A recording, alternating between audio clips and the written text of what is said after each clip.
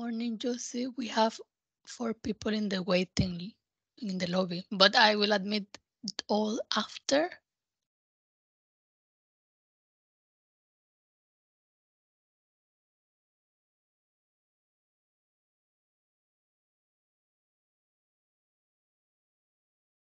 Anna, can you hear me? Yes, I can hear you. Hear it? Okay. And then, okay. So make presenter. Change. Okay, I see Dr. Warrington is here. Mm-hmm.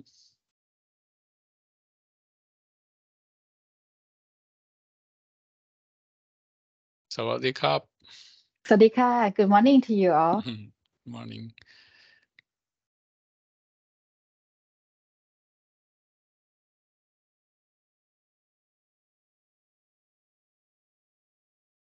Gustave.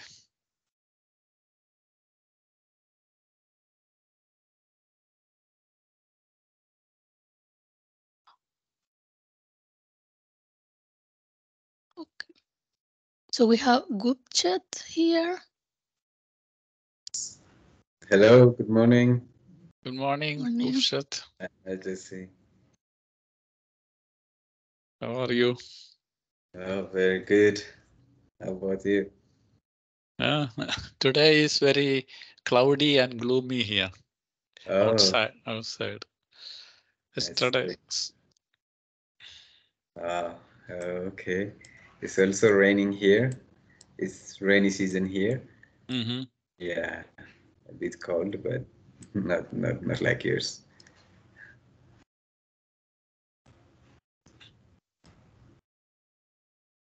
We have already 7 participants in the waiting in the lobby.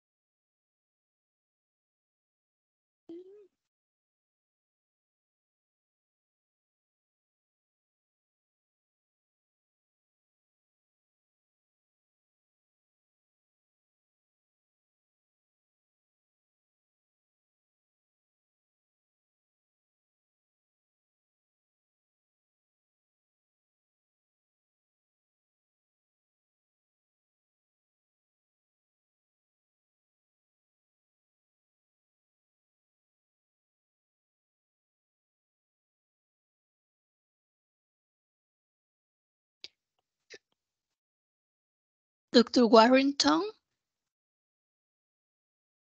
Yes. Dr. Quacon is here, but she's under Kanita name because I don't see Quacon. Oh, I see. Did she tell you that? Yeah, she said that she's in the Okay. waiting, but I cannot see, I mean, her. I don't want to put another Let admit. me see. I think it's S. Kanita. Okay, Can I admit so it? yes. You find her? Okay. All right. I found it. Okay. And Dr. Pia is here already? And Dr. Pia is there, yes? Yeah. Hello. Okay, so I think we are waiting to Gustav.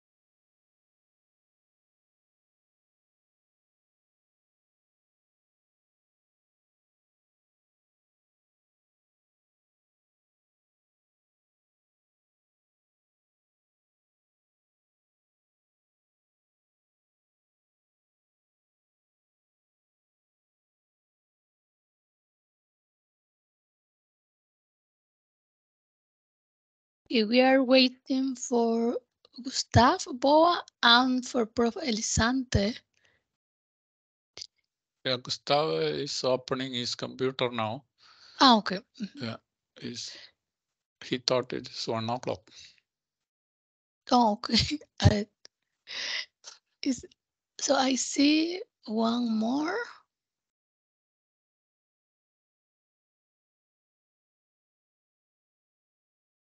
Ahmed Omar, I think is participant. But Bro Elisante, he was here because he thought it was at 10. But then it was because we are 1 hour behind Tanzania.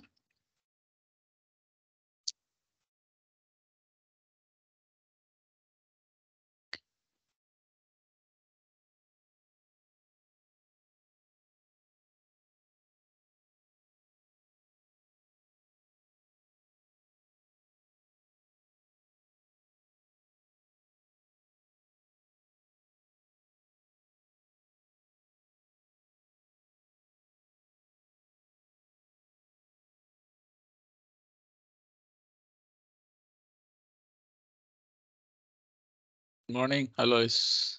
Hi, Jose. How are you? Welcome back. Thank you. Thank you. I'm sorry. I'm quite late. How are you doing? Look like you are still in the exotic place. Yes. I mean, looks are deceiving. I'm now back in office. And how are you keeping? Good, good, good. We are just Good. waiting for all the speakers to join. And okay.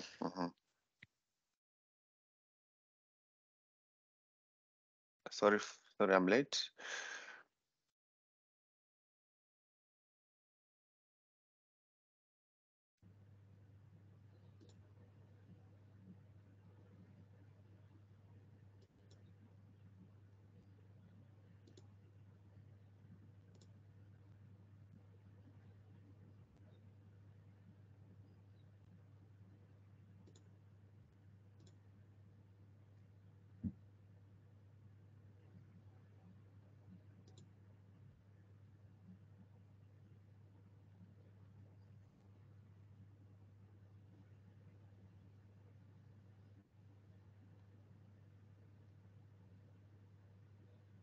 So good afternoon, everyone. Can you hear me clearly? Yes. Yes. Great.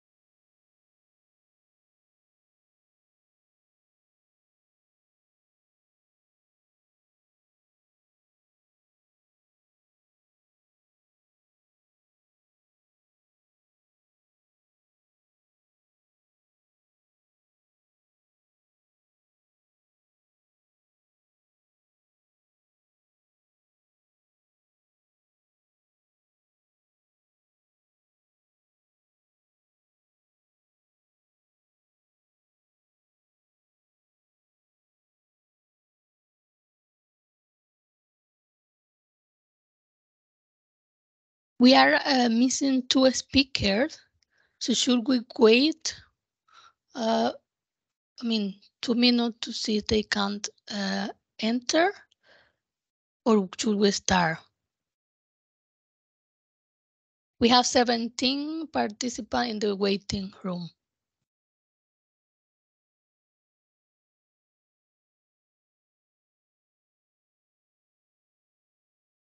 You're on mute, Josie. You're on mute.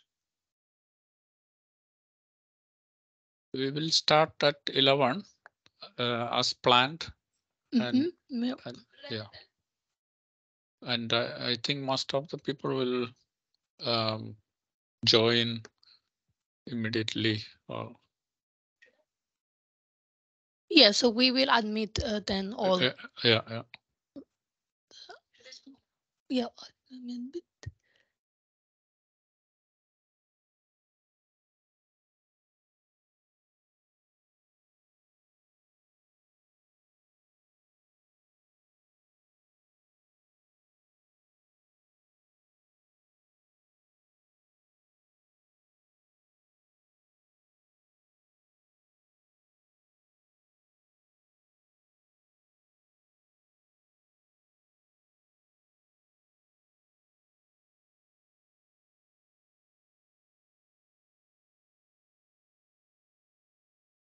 Okay.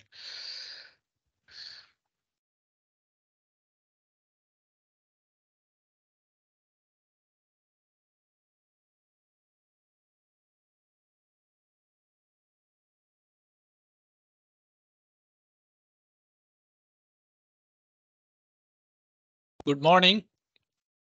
Good afternoon. We had a registration between Argentina and Philippines. So wherever you are, our warm greetings and welcome to this webinar on developing climate resilient cassava value chain in developing countries. This webinar is organized by the Council on Ethanol Clean Cooking in collaboration with Biotech Thailand. Biotech is a leading research institution under the National Science and Technology Development Agency in Thailand, and it hosts ASEAN Cassava Center.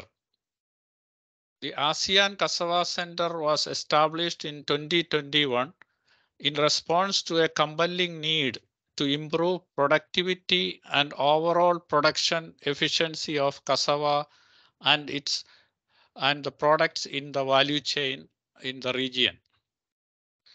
So this webinar is the second of a series of webinars and capacity building activities planned by the Council on Clean Cooking for the year 2023. Today we have in the agenda a brief welcome remarks by UNIDO, CECC and Biotech, followed by 2 sessions with the technical presentations. Considering the fact that we have very packed 2 hours ahead, let us go straight into the agenda. May I invite Mr. Alois Malanga, the Chief of Climate Technology and Innovation Unit of UNIDO, to give welcome remark on behalf of UNIDO. Alois, please. Thank you, Josie, and good morning, good evening, esteemed participants. On behalf of UNIDO, I welcome you all to the second webinar of the Council on Ethanol Clean Cooking on developing climate resilient cassava value chain in developing countries. Distinguished audience, the numbers are evident. 2.4 billion people worldwide are still without access to clean fuel and technologies for cooking, an issue clearly represented in the 2022 SDG tracking report. Reliance on unsustainable harvested biomass-based cooking is contributing to massive deforestation, household air pollution, and the associated health problems, including premature death of women and children, is creating stress on local economies. I want to highlight that women and children are particularly vulnerable to the exposure to indoor air pollution simply because they are responsible for cooking. In addition, cooking with traditional fuels is contributing to 2% of the global greenhouse gas emissions. I'm convinced from the experience of countries like Nigeria, Thailand, that cassava is a promising crop that can play a significant role in cleaning the cooking space without compromising food security. Indeed, we need to have interventions that are based on science to balance the need to supply energy and food security. In the coming years, the world will need to accelerate its shift to sustainable and clean cooking solutions to achieve SDG goals number 7 by 2030 and NDC commitments. UNIDO is mandated by its member states to promote and accelerate inclusive and sustainable industrial development. The role of agriculture and industrial sectors in achieving our mandate is very key. The International Energy Agency and IRENA reports emphasis that the role of bioenergy in achieving net zero by 2050 is crucial. 15 to 20% of the energy mix is predicted to be modern bioenergy resources. It is in this context that our Decarbonization and Sustainable Energy Division, through our bioenergy program, is lending support and technical assistance to developing countries in developing bioenergy industries and value chains. UNIDO's Global Impact Program on Clean Cooking is an effort in this direction. Within the framework of the bioenergy program, UNIDO is implementing a global impact program for clean cooking that focuses on creating clean alternative fuels to charcoal and firewood, such as ethanol, biogas, and biomass pellets, industry and associated value chain. It is expected to work with at least 20 countries under this program. Promoting bioenergy industries serves to amplify the incomes of farmers and enhance agricultural productivity. It is also an effective way to promote resilience to climate change. Additionally, it fosters business opportunities within the agro-processing value addition sectors, in addition to help supplement energy supply. Furthermore, it plays a pivotal role in mitigating deforestation, addressing land degradation through the substitution of the traditional fuels such as wood, charcoal, and fossil fuels with cleaner alternatives like ethanol, pellets, and biogas for cooking purposes. It is in this context that cassava emerges as a particularly interesting crop for the production of bioethanol, contributing to scaling up clean cooking in developing countries without affecting food security. At UNIDO, we are driven by a shared commitment to sustainable development, innovation, and empowerment of communities around the world. Today's webinar stands as proof to our dedication to these pillars, to these principles, as we collectively explore the potential for cassava as a catalyst for positive change in the context of climate resilience. Africa, with its rich agricultural heritage, is a prime example of a continent that faces the complex interplay of the impacts of climate change, economic development, and social resilience. The development of micro distilleries in Africa, while contributing to economic diversification and job creation, must also align with sustainable practices that mitigate the impacts of climate change. Another flagship project of UNIDO is the Global Clean Tech Innovation Program, GCIP, that focuses on innovation and entrepreneurship for climate action. Cassava, being a resilient and adaptive crop that can be used for bioethanol production, emerges as a business opportunity and an innovation opportunity in developing countries. In this presentation, you have the opportunity to discover innovative techniques for cultivating cassava as a climate resilient crop. Additionally, you will gain insights from experts regarding their experiences with micro distilleries in Tanzania and other areas in Africa. Through these discussions, you will explore the extensive benefits encompassing job creation, local agriculture support, environmental benefits, and the promotion of entrepreneurship and innovation. In my view, this is a learning session. And learning and innovation are two sides of the same coin. If leveraged together, we can ensure that we are able to attend to the opportunities of ethanol production from cassava. To conclude, it's clear that cassava holds the promise of being a climate resilient champion and a catalyst for sustainable development. Cassava can serve as a feedstock to produce both first and second generation biofuels, and it is deemed necessary to unlock the potential of cassava. As the Secretariat of the Council on Ethanol Clean Cooking, UNIDO is excited to congratulate the 13 member countries and 9 partner members who have joined the Council. I would like to take this opportunity to wish you fruitful presentation and discussion. We need to continuously learn and share our experiences and lessons from different countries so that we can expedite the development of cassava ethanol production in cassava value chain. I thank you. Thank you, Alois. Next, may I request Dr. Kuakun Piachomkwan, the Deputy Director of Biotech, to give a remark on behalf of Biotech.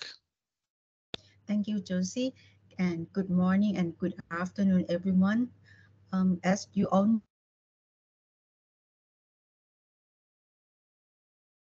worldwide, its economic importance cannot be understated as it contributes greatly to the global economy. According to FAO, cassava is the third largest source of carbohydrates for human consumption in the world after rice and maize. And in 2020, the global cassava production amounted to over 280 million tons with a total value of approximately 50 billion US dollars. But the significance of cassava goes beyond the economic values.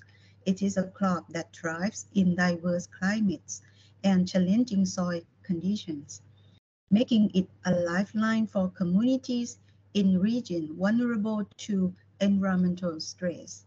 Cassava resilience contributes to food security by providing a stable source of nutrition even in harsh conditions. Besides, cassava is a plant with unique qualities that make it a promising candidate for carbon capture and sequestration. Recently, one of the most exciting developments in cassava industry is the emerging of cassava biorefinery, which is a facility that utilizes various components of the plant to produce a range of valuable products beyond traditional food uses. This concept aligns perfectly with the principle of a circular economy, as almost every part of cassava plant can be utilized, leaving minimal waste. The integrated approach not only adds value to cassava industry, but also addresses multiple societal challenges. It creates additional stream of income for farmers, reduce waste, minimize environmental impact, and foster innovation in various sectors. Hence, here in Thailand, the largest cassava export country in the world, we produce around 70% of its cassava for export. We try to focus on elevating the whole chain of cassava industry. Through advanced breeding, we have increased yields and resilience. Through improved start processing technique, we have reduced waste while boosting quality and minimize energy consumption. Emphasizing on circular economy principle, we have pioneered a method for producing biogas by utilizing wastewater from cassava factories. The biogas can serve as an energy source that can be reused within factories. So, ladies and gentlemen, as we move forward, the benefit of this advancement extend beyond Thailand's borders. In the last decade, we committed to elevating the entire ASEAN cassava value chain, as mentioned by UNIDO in terms of Cassava ASEAN Center, by sharing our locally developed technologies. Evidence of our commitment is reflected in several of our regional initiatives, which have been funded by international funding agencies, including UNIDO, and the growing number of relevant stakeholders participating in our project.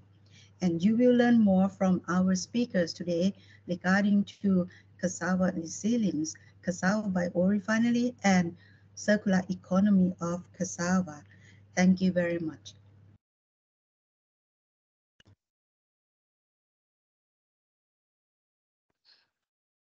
Thank you, Dr. Kuakun. Next speaker is Mr. Gustave Abova, our interim chairman of the Council on Ethanol Clean Cooking. He has some difficulties in connecting.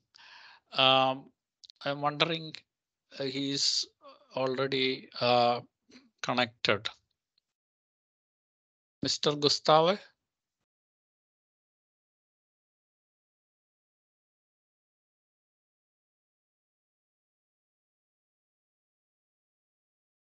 Okay, so let us move forward while waiting for Mr. Gustavo to connect. We will start the first session on cassava value chain and climate adaptation. This session have 3 presentations curated by Biotech, and they will be speaking on climate resilient cassava cultivation, value chain development, and how to incorporate circular economy and sustainability principles in the cassava sector. If time permits, we will have a short video during our transition to the second session. And may I invite our first presenter, Professor Pia Kittipadakul. He is the assistant professor at Kasetsart University in Thailand. He is a distinguished academic and researcher specializing in plant breeding and genetics, particularly of cassava. He holds a PhD from the University of Wisconsin-Madison and degrees from Kasetsart University, Thailand. He is the current president of Thailand's Plant Breeding and Multiplication Association. Dr. Priya's impactful research and publications encompass topics like elite cassava varieties, grafting techniques, and cassava root phenotyping. He plays an influential role in advancing sustainable agriculture in Thailand. Dr. Pia.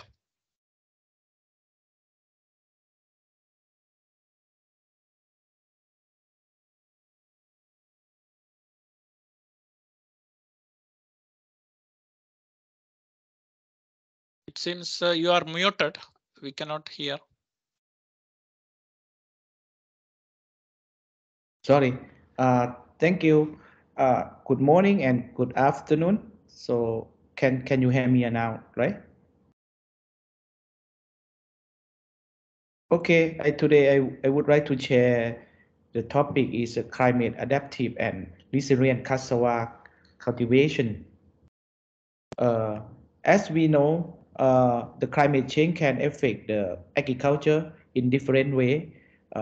Mostly in terms of the cassava production, the climate change will change in the rainfall pattern, temperature, carbon dioxide production. That all this can affect the agriculture production, and also they can change the crop productivity pattern and the distribution of the pattern of the insect and disease in the crop production, even for the changing the geographic location for the food production. So as we know, if we deal with the climate resilience in agriculture, it's the same as the familiar the approach we know already used in deal with any climate change. We're using the sustainable agriculture. Includes the, for example, we can improve the land preparation.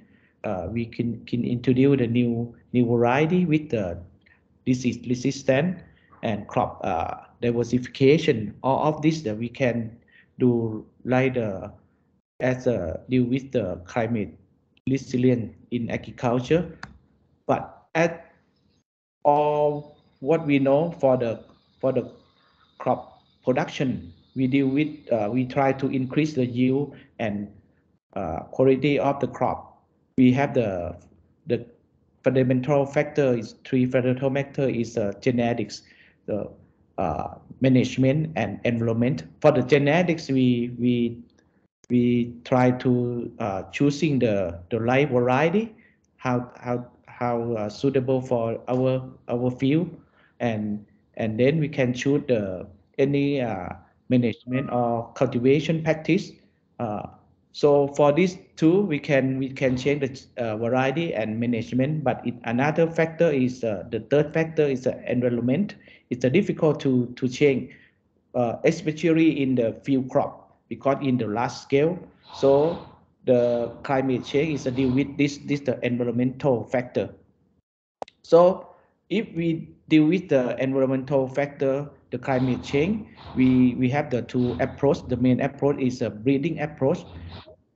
First, we can develop the new variety, have the changing the phenotype, physiological trait, and we can have some new variety to tolerant to the biotic and abiotic trait that can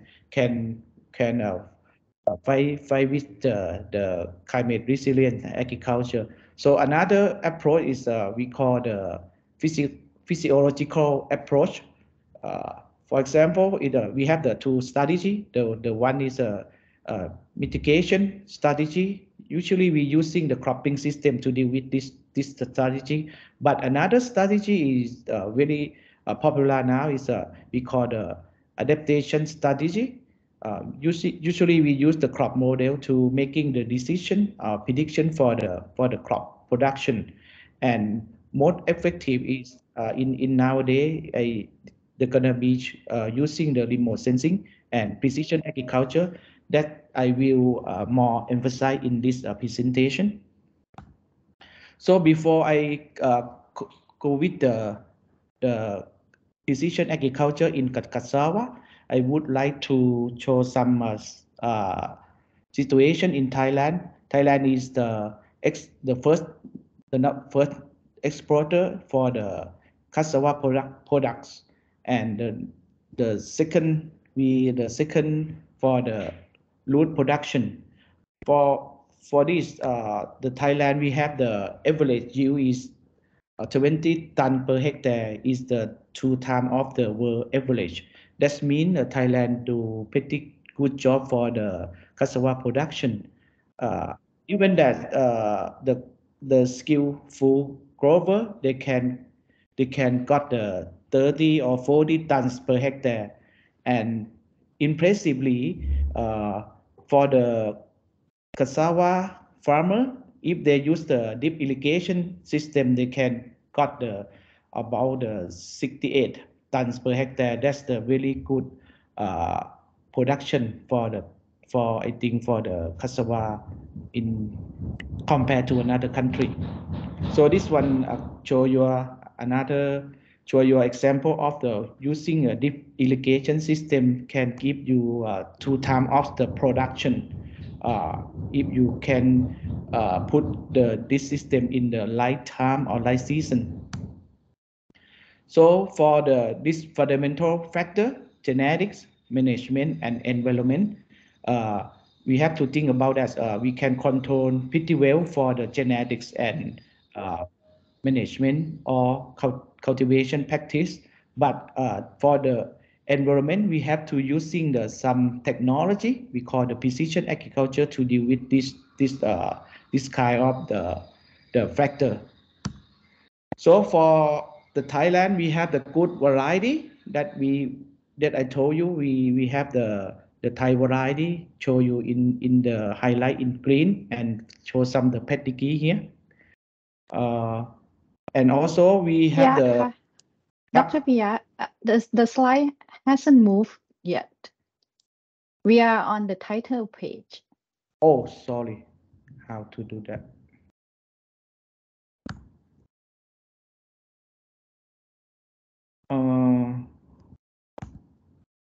Now moving? Yes. Okay, sorry. I just moved my PowerPoint. I didn't move here. Sorry. So this approach for I told you we have a two approach, and this talk about the production in Thailand. We have above the world average for 2 times compared to Thailand, and this example of the deep irrigation system. As we know, we have the pretty good job for the breeding for the Thai cassava variety. The highlight in green and show some pedigree for the variety in here, and we continuously improve the variety even for the spread of the CMD cassava mosaic disease in Thailand now. But we still we have some potential CMD tolerant now, so we pretty good job in the good direction. And I would like to show you for the good cultural practice in Thailand. If we think about what criteria for the have good practice in the field, I would like to show this field. If you have the no weed in the field, that's the criteria for the good cultural practice. Okay. I give you some list here for the cultivation practice here. You have to go to all the list here to make sure you do the good job in each list for get the good production. Okay, so I didn't have time to talk a lot in this topic. So that's the new pest or new disease in Thailand is we were really concerned about the cassava mosaic disease in Thailand. So we try to do the best in improve the have the resistant variety now. And as I told you, for the production is the output from the interaction effect between the genetic and environment. So this we do a lot in the plant breeding program. We just know which variety is a good have a better yield in which location, but we for the deal with the facing the climate change situation, we have to try using the precision agriculture in our production or in the Thai production for the cassava. So, but the missing part for the precision agriculture in every country, I think, is climate data and ground truth from the farmer field data. That's the really important. So I just would like to point out the potential of Thailand. Now we have the good variety, we have the good cultural practice or cultivation practice, and also we have good data from the satellite data. Because we have the public organization we call the GISTA. Is the do in the geo information and space technology. Have a lot of data, more I think over now it should be more than the 10 year for the satellite data to serve for the precision agriculture in Thailand. So the missing part is for the using the precision agriculture to deal with the climate change or climate resilience. Here is the big data tank from the field data. We talk about the phenotyping or cultivation practice from the farmer. If we have enough data from the field, that is we can get the good what's called a good model or for the good precision agriculture used in the society.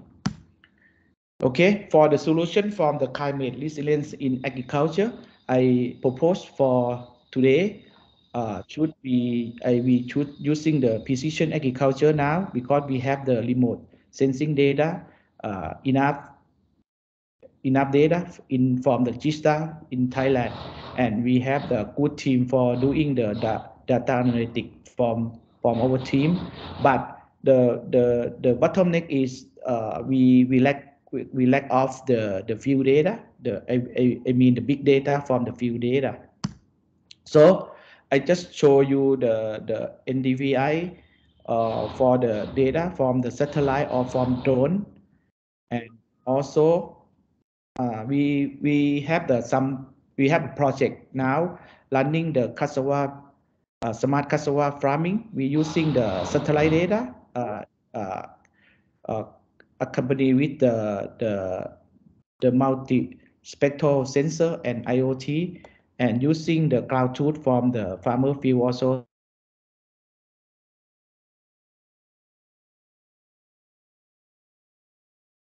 Agriculture, but the thing is the bottleneck, or the we try to put more effort for the crowdsourcing from collecting the data from cassava field now. So I would like to show you what kind of data from the satellite we have in Thailand now from the GISTA. Here is you can see the picture. We have we can monitoring the cassava plantation area every 2 weeks. We have the data update every 2 weeks, so we can know which the plantation field start planting, or which field is harvesting. So this one is really good data for to do the precision agriculture. And here we have show you, we have a 4 crop here: maize, rice, sugarcane, and cassava. So we can monitoring each month how many hectare planting the cassava or harvesting, something like that. And then from the satellite data over the 10 years, we can figure out which area in Thailand they have a drought, facing drought, or for example, we facing drought 1 to 3 times a year for 600,000 hectares. That's a really but another area about the 46,000 hectares, we facing drought more than 6 to 10 times a year. That's we can using this data to suggest or to suggest for the farmer or our cassava industrial to which areas should be have a water supply in some period. Okay. And then beside of the drought area, we can have data for the floodbed. Floodbed is mean they more often get the flooding in that area that's not suitable for the cassava. So that can allow us to suggest the farmer which area should be not used for the planting for cassava. And then even for the monitoring for the health of the cassava field, we can using the NDVI. NDVI, we can show which area is good for planting cassava, which area is a poor soil for planting cassava, something like that. That's a subject we can do like the zoning in cassava production. Okay. So we're using the NDVI to reflect the cassava health in growth period. We can monitoring all year round. So I talk about a lot of the NDVI. NDVI is stand for the normalized different vegetation index. This one the popular index. We try to use this index for monitoring climate for the using this for the precision agriculture, but we have also another other index. We have more than 30 or 30 index for learning how to use index for predict the yield or to monitoring the yield in this business. Just show you some index like the LAI leaf area index and NDVI index in our project area.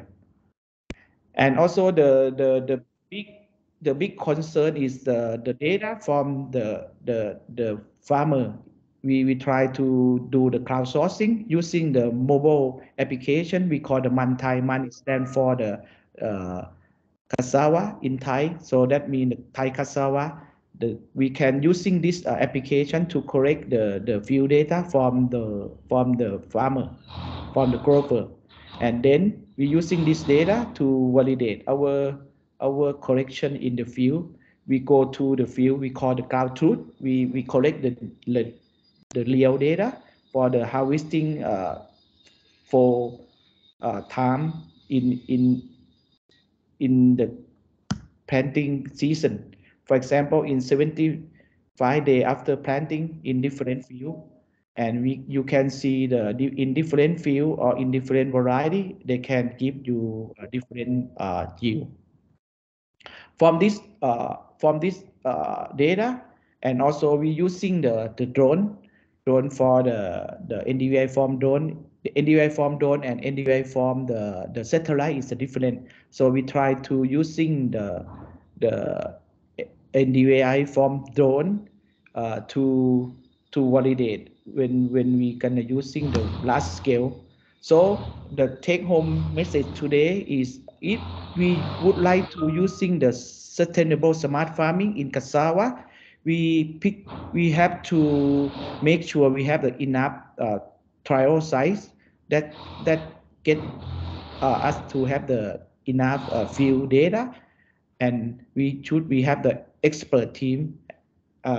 The KU team, we have the more many researchers, more than 10 people now, to doing the setting the right tool for this smart farming, and we have the good data scientists to doing the right calculation and right direction for from what we got from all the data. And really important is we have to have the long-term database, at least a 5 year, but we just start for just few years, so we have to more year to do the increase the accuracy for our prediction model. And we have to develop platform continuously, because we have to do the user friendly for the user, for especially for the farmer, how to easy to use this application for try to monitoring their field. And the last thing is we have to have the good budget, or enough budget, to guarantee we get the good system for establish this kind of platform to monitoring the climate change in the cassava. Okay, if who would like to learn more for the breeding for the high yield, you can take a look in the chapter 7 in this book. And we have another we called iCassava. Unfortunately in Thai, but we have this application for the Thai farmer to transfer the knowledge, how to planting the cassava, how to classification the variety in their use in the field, and they can have a question in any question for the production to the expert. Okay, so that my contact, if you would like to contact me in the email or in Facebook. Okay, that's it for my presentation today.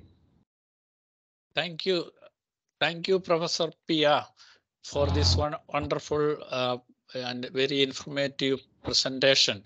I'm sure all our participants, many of them have very pressing questions, but please, we will have a question answer time at the end of this session. Please, in the meantime, type your questions in the icon. You will see the Q&A icon very near to the chat icon on the top of your screen. So whoever have questions, please type there, and we will collate and give it to the appropriate presenters. I see Mr. Abova have been connected. Mr. Abova, if you can, if you are ready, please give your message quickly, and maybe you you can correct your camera so that we all can see you fully.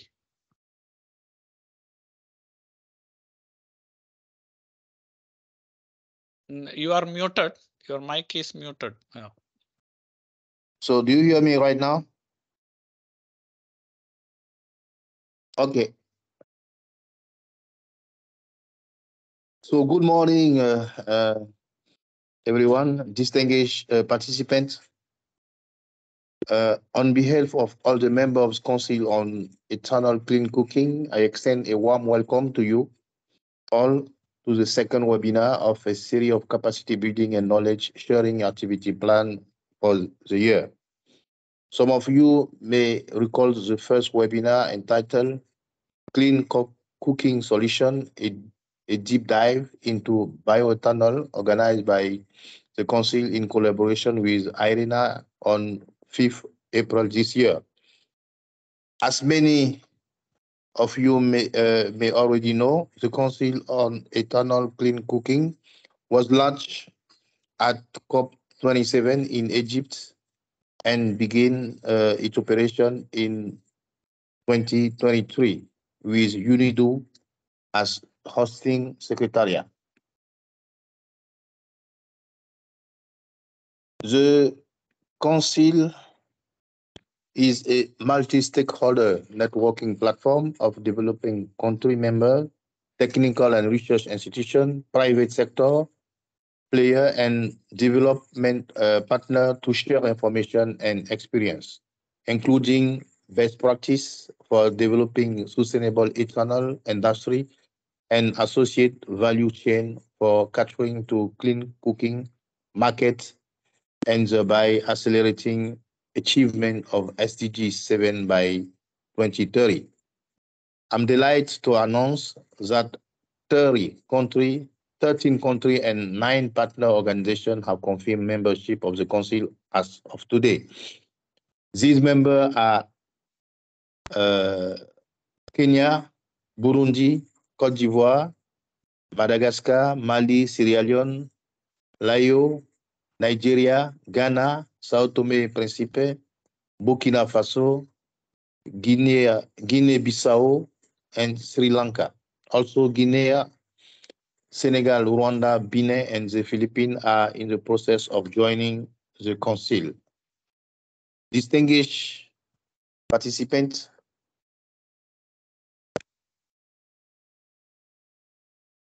cassava holds immense importance for community in developing countries, not only a staple food, but also a feedstock for several industrial products such as starch and ethanol.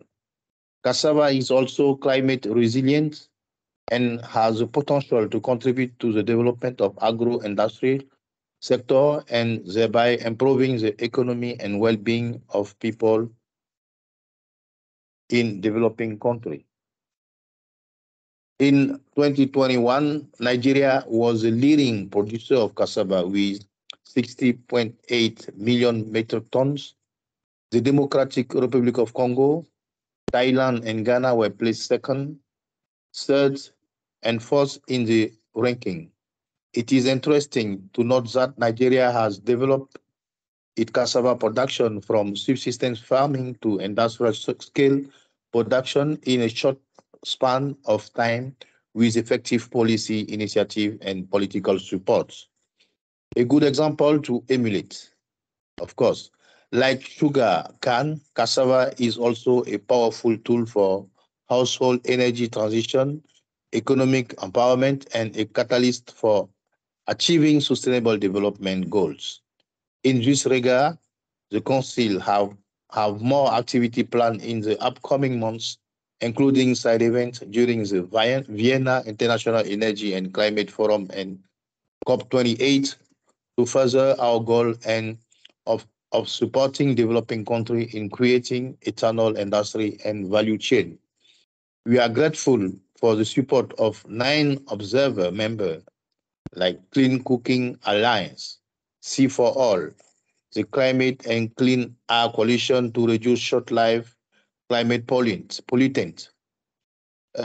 FAO, Pivot Clean Energy Corporation, and the International Energy Association BioFuture Platform, Center for Energy Planning Brazil, ePure, and Project Gaia, who have joined the Council. Our collaborative effort with biotech holds immense promise, exploring cassava potential as a bioethanol feedstock for clean cooking and beyond. Today, you will hear from experts on innovative ideas such as biorefining, circular economy, and technique of climate resilient cassava cultivation.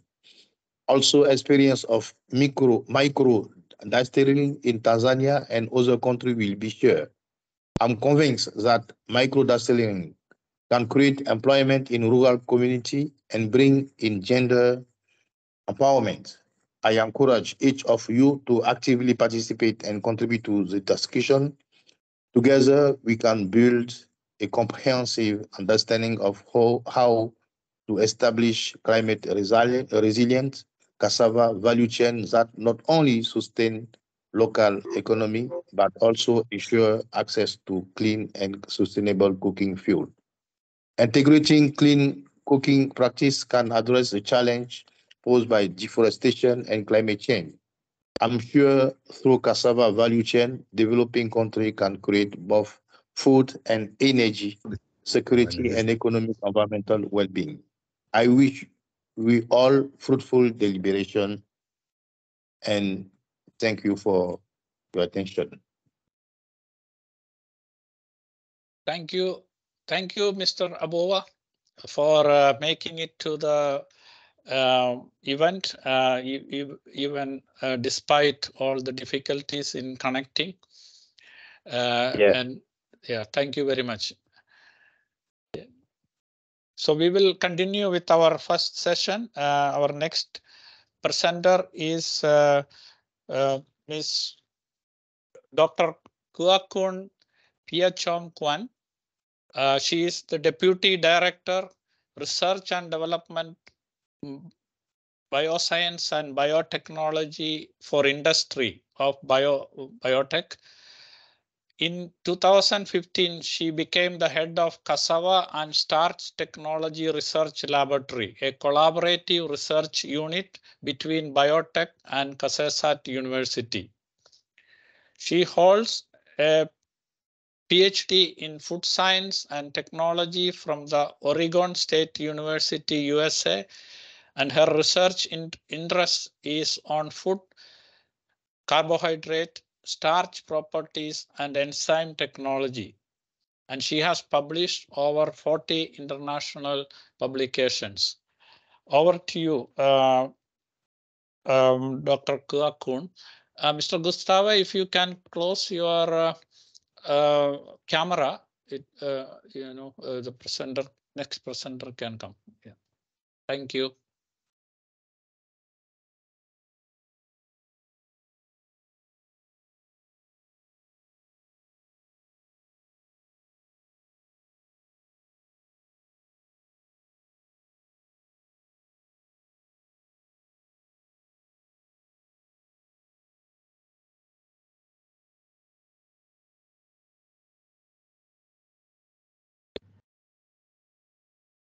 Thank you, Josie. Can you hear me?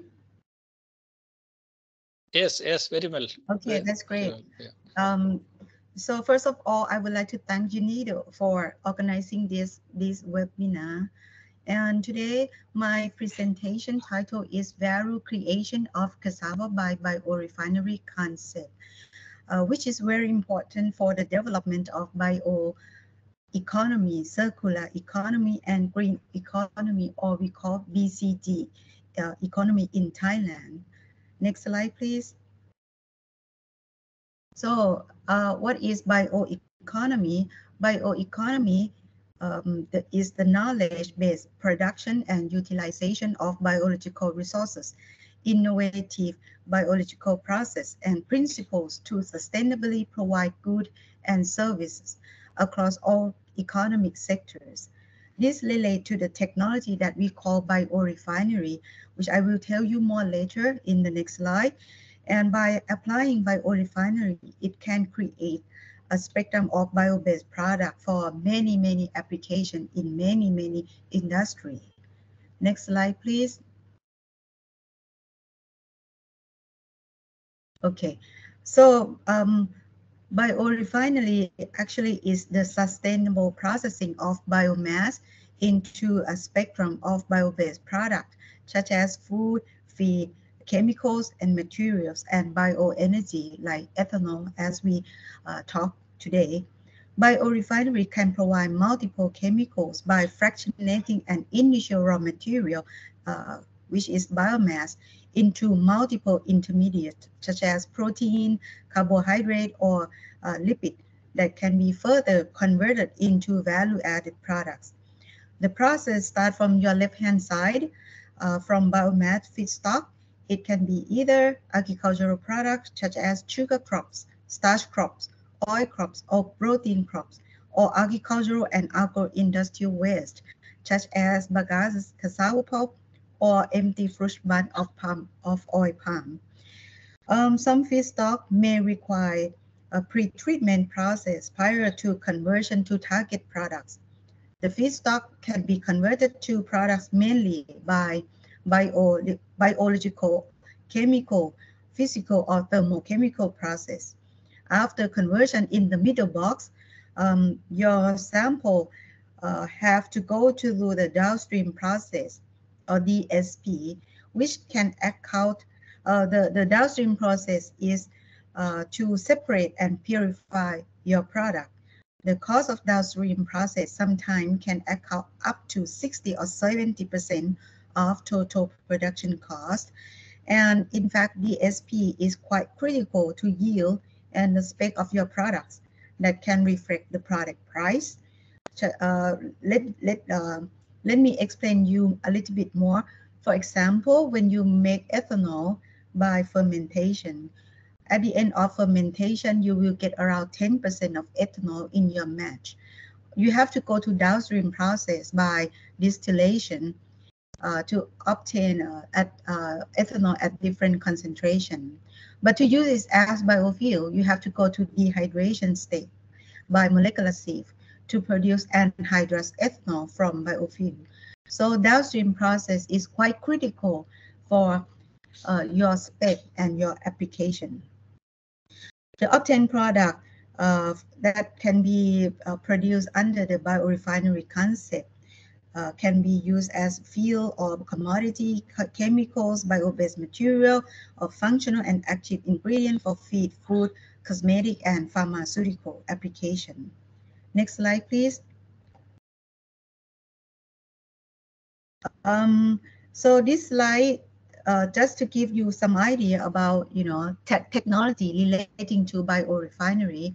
I will not go in detail, but just to show you that it is quite, flexible. You can have a pre-treatment by using, things like chemical or thermochemical process. And the conversion in the middle box, that is very crucial, because those conversion process will convert your feedstock into various products. The bioconversion can be enzymatic conversion or fermentation. And in downstream process, it includes extraction, separation, purification, concentration, drying. Those actually are a process that we are already familiar in the ethanol process. And the application can be, like I mentioned, from the low value one to the high value one for pharmaceutical application. Next slide, please. In terms of feedstock of biorefinery, it can be categorized according to current use of feedstock. The important one is the first generation. Actually, it is the edible crop like cassava that we talked today. The second generation is waste of lignocellulosic biomass, and the third generation is algae. The fourth one will be non-edible one and carbon dioxide. Next slide, please. Why we are applying biorefinery concept, like I mentioned, a spectrum of product can be made or be produced. But to make it simplified, it can be categorized into 3 groups. What are the different among these 3 groups? Let's move to next slide, please. This table, I just summarize advantages and disadvantages of those bio-based products. For the drop-in, in fact, they're chemically identical to existing phytochem, and that means, you know, it has a well-established market. So the market list is quite low, the technology is low. However, in terms of disadvantages, there is low potential to develop competitive advantages because we actually rely on petroleum price. The second one we call smart drop-in. These bio-based products are in fact chemically identical to existing chemicals from fossil hydrocarbon, but they have some advantages in terms of bio-based pathway. So in terms of the technology list is lower compared to the dedicated one, which is in your right-hand column. And in terms of the last one, we call dedicated product. That one is the chemical which are produced by dedicated pathway and do not have an identical with its counterpart. So this one has highest value creation potential. But of course, the technology list is highest and small market size. In the bottom row, I put some example of a biochemical that can be produced using cassava as, you know, a feedstock for microbial fermentation. So let's move. That is an overview of biorefinery. So let me explain in detail specifically for cassava. So let's move to the next slide. So if we apply the concept of cassava biorefinery using the first conversion box, which is a thermochemical process, you can see that you have cassava root as feedstock, and then extracting the starch. The starch can be converted to, you know, some, you know, modification by thermal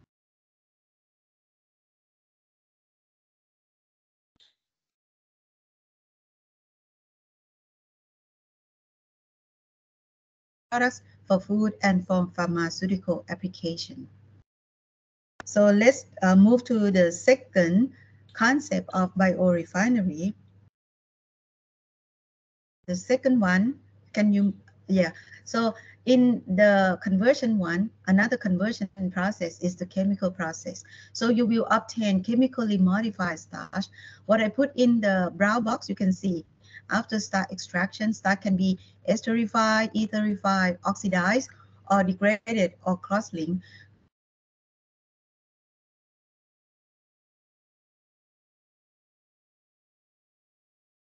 Chemically modified starch can be applied in many applications. Let's move to the last one, by bioconversion process. For bioconversion process, starch can be modified either by enzyme or by microbial fermentation. So you can start with, you know, root and then make it into, you know, dry form that we call chips, or in extract form as we call starch. And then you can use enzyme or microbial fermentation to produce whatever you want, and then have the downstream process. Again, you can obtain various type of product. So let me give you some example of product that can be obtained from bioprocess using enzyme modification. So on the left-hand side, those are enzymes being used commercially to modify starches. And then you can obtain product with different characteristics, such as maltodextrin, sugar syrup, or IMO, highly branched starch or resistant starch, last cyclomaltodextrin. Those can be used in many applications depending on functionality, such as bulking agent, gelling agent, anti-stelling, encapsulating, low-calorie sugar, or prebiotic ingredient in many food products. Okay, let's move to another one, which is the microbial fermentation. So actually the powerful process of bioconversions rely on various types of biocatalysts, such as a free enzyme, immobilized enzyme. An important one is microbial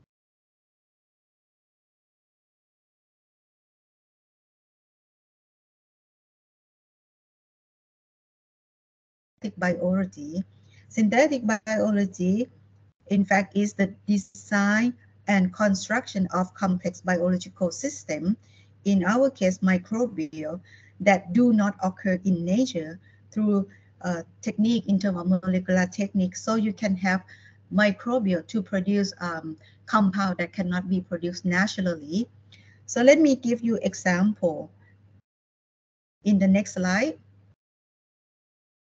So this is the cell of yeast or Saccharomyces cerevisiae.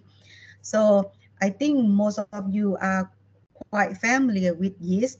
Yeast are known for the production of ethanol for both for beverage and for biofuel, as well as the clean cooking energy to replace petroleum-based fuels. Now, yeasts are successfully engineered to produce a range of high-value biochemicals, such as isobutanol, which can replace gasoline, lactic acid to produce biodegradable plastic, or provitamin, beta-carotene. On your left-hand side, you can see the color changing from white cell to orange cell, indicating the accumulation of beta-carotene in yeast cells, or to fragrant compounds such from agarwood. These three, actually, it takes 10 years to produce the fragrance compound. However, by using microbial fermentation, this compound can be produced with chemically identical to natural product in a few days in bioreactor. So I just want to summarize the concept of cassava biorefinery, that you can have both the first and second generation. The first generation is the edible one as cassava starch. The second generation can be byproduct, which is lignocellulosic biomass, such as cassava stem, pulps, and peels. By applying the technology, a wide range of product can be produced. Let me explain a little bit more in details. Next slide, please. Okay, so this is, cassava tree. We are quite familiar with leaves that you can, do silage to make animal feed or fertilizer. For root, we extract starch, as I already explained, for many applications as fuel, feed, food, or pharmaceutical. But your left-hand side, those are lignocellulosic biomass. With fractionation, you can obtain a component including cellulose, hemicellulose, and lignin. For cellulose, when you apply either conversion by bioprocess or chemicals process, you can obtain cellulose derivative being used in food and healthcare products. Hemicellulose, with enzyme process, you can produce prebiotics. And lignin, you can make some of material additives. So that are some idea to give you, utilization or valorization of those lignocellulosic from cassava. So this is my last slide, just to end my talk with a summary of cassava biorefinery, which involve in extracting starch to be used in various industries. In the middle box, thermochemical, chemical, and bioprocess, for food, paper, textile, personal care, and household products, as well as pharmaceutical. The wastewater in starch process can be turned into biogas, contributing to sustainable energy production. Additionally, cassava pulp, peels, and leaf can be processed to create animal feed, fertilizer, and other applications. And I believe Dr. Warrington can tell you more in details about the concept of the circular economy. So by applying this concept, biorefinery can create more value to cassava crops, generate additional stream of income for farmers, reduce waste, minimize environmental impact, and foster innovation, which can lead to sustainable development in many, many aspects, including society, economic, and environment. Thank you for your attention.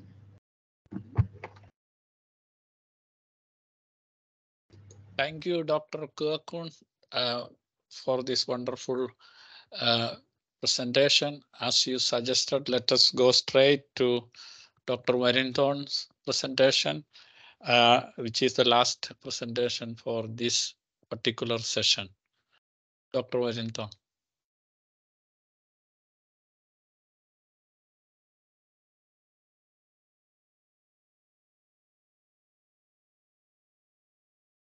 Thank you very much, Josie. Can you hear me all right?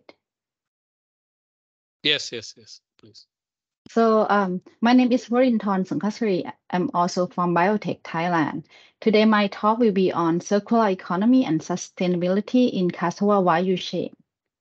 So as you hear our speakers, that cassava is very important in the world. And you can see the list of the top 10 countries, the top 10 cassava producer in the world. I believe most of you are from this country, including Thailand. And Thailand is also one of the largest exporter of cassava products here. The cassava products include cassava chips, pellet, native starch, and other modified starch, for example. So in the cassava value chain here, I would like to emphasize this is the example from Thailand.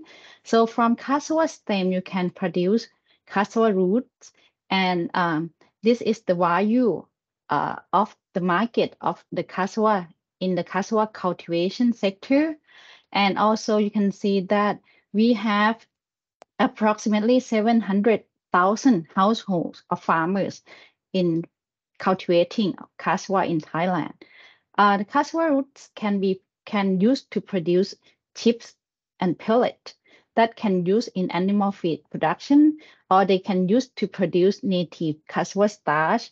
And those native cassava starch can be used in the food and in other modified starch industry to produce other products, specified products. For example, for a textile industry or pharmaceutical industry that Dr. Kuakun mentioned already. So when you want to implement circular economy in the cassava industry, so when I talk about cassava industry here, I talk in the cultivation sector, the cassava cultivation sector, the cassava starch production sector, / bioethanol production from cassava sector as well, and also the waste utilization that incorporate with cassava cultivation and cassava starch and bioethanol production here. So based upon the World Economic Forum, the easiest meaning of circular economy is minimizing the use of resources, cutting down the waste, and also reducing the greenhouse gas emission. Here we will talk it in terms of carbon dioxide equivalent here. So minimizing the waste, the use of resource, cutting down the waste, and reducing greenhouse gas emission. So you can do all of this in each sector in the cassava industry, in the cultivation sector, in starch production sector, bioethanol production sector, and also waste utilization sector. So these are the examples. Minimizing resource use, in another word, is that you can use the same amount of resource, but you can increase the yield of your cassava cultivation. So those directly affect your resource use. So there are several innovation technology and also knowledge that Dr. Pia also mentioned already. You can use or utilize those innovation and knowledge to increase the yield of your cassava production and minimize the resource use. Here are the example. So you can have the data of the field. You can test using technology for pest management and using mechanization in the field and using several that data analytics knowledge application to help farmer, and also using the disease detection and monitoring method in the fields. Those are minimizing resource use and yield increase here. The second one is cutting down the waste. Cutting down the waste is another word is you use those waste as the raw material to produce other products.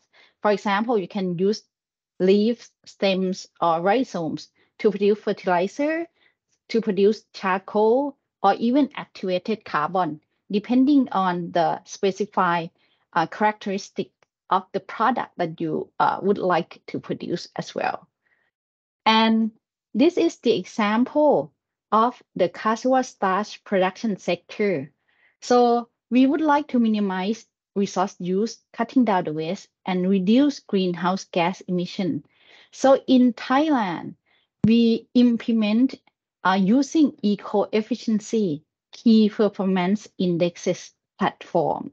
This have been developed for approximately 20 years with German international cooperation with the Thai Tapioca Starch Association and also Department of Industrial Promotion, Ministry of Energy. So all of the KPI, the eco-efficiency KPI, will also link directly to the production cost so that the factory owner can see the importance of using this platform to increase the efficiency of their product. So for example, KPI 1 is the production efficiency. The average production efficiency of cassava starch in Thailand is approximately 85%. The highest is approximately 95%. So you have 100% starch coming in from cassava root, and then you can produce 95% of those starch as your product. KPI 2 is this KPI is electricity consumption, water utilization, and energy and other energy thermal consumption, waste treatment efficiency, and everything else in those KPI.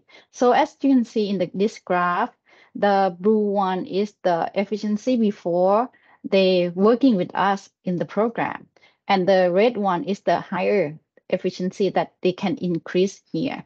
I would like to tell you this for one factory. If they increase the average production capacity, if they increase 1%, they can gain approximately 6 million baht per year as their profit increase here as well.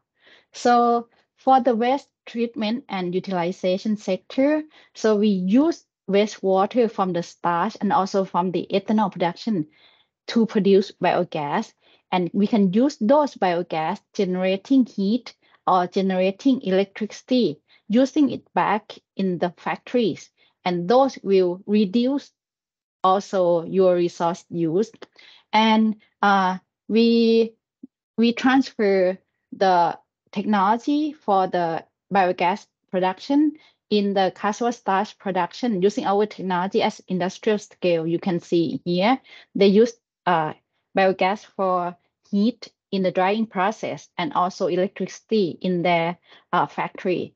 And now we develop the high rate technology using cassava pulp, which is one of the solid waste produced from the starch industry, to produce biogas as well. So also in the research or innovation, we detect and monitor the methane or biogas producing microorganism and try to increase the yield. And looking at the automation and control and also design of those fermenter as well. And another one that we incorporate with the Thai Tapioca Starch Association is with 20 starch factories, is that we create the carbon footprint analysis platform to see how many kilogram of carbon dioxide equivalent for the starch product emit for their product. And also for the cultivation sector, we also cover it with the Department of Field Crops Research, Ministry of Agriculture, and in the future we collaborate with the Thai Chamber of Commerce in one area to try to reduce the greenhouse gas emission as well. So as you can see from this slide, in the cassava cultivation sector, the average data from the Thai Greenhouse Gas Management Organization, or TGO, is that per 1 ton starch product, we emit 192 kilogram of CO2 equivalent. And in the starch, cassava starch production sector, with the good waste treatment producing biogas, we emit 398 kilogram CO2 equivalent per ton starch.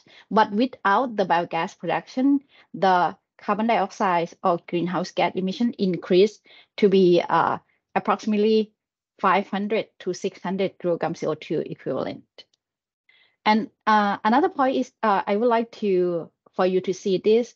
We use our knowledge with our partners to create the training course and curriculum. So we create this training course. We use our knowledge that we develop with the Thai factories and also with the UNIDO project on bioethanol production from cassava root as well. So there are 4 modules for this curriculum in English as well. So the first module is on cassava cultivation. The second module is for cassava starch production. The third module is for biogas production and waste treatment. And the fourth module or training course is on bioethanol production from cassava. So if you are interested, you can talk to us about this. So you can see that we have experts and lecturers from Kasetsart University, the Thai Tapioca Development Institute, working on Module 1 on cassava cultivation, including Dr. Piya. Module 2 for starch production, expert from biotech, Kimagut University of Technology, Thonburi, and the Department of Industrial Works here. And Module 3 on waste treatment, so biotech, KUTT, and Ratchapat University, Chiang Mai University, and also the Thai Biogas Trade Association as our experts and lecturers. And for ethanol production, we have experts from biotech, Kasetsart University, and KUTT here. So based upon our training course here on both cassava starch processing, biogas technology, and other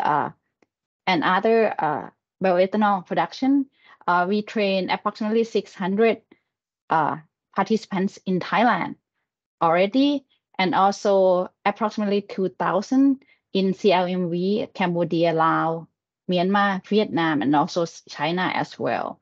So we have the training course that available for you. So if you are participate in our training course, there will be lecture based on-site and discussion and site visit.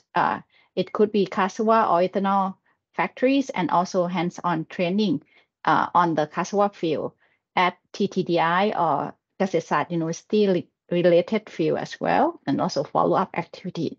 So these are the example of technological innovations that our partners also develop. For example, the test kit for detection CMD disease, and also the mini stem cutting, the disease-free program that you can, if you are interested in, we have the program ongoing on this technology as well.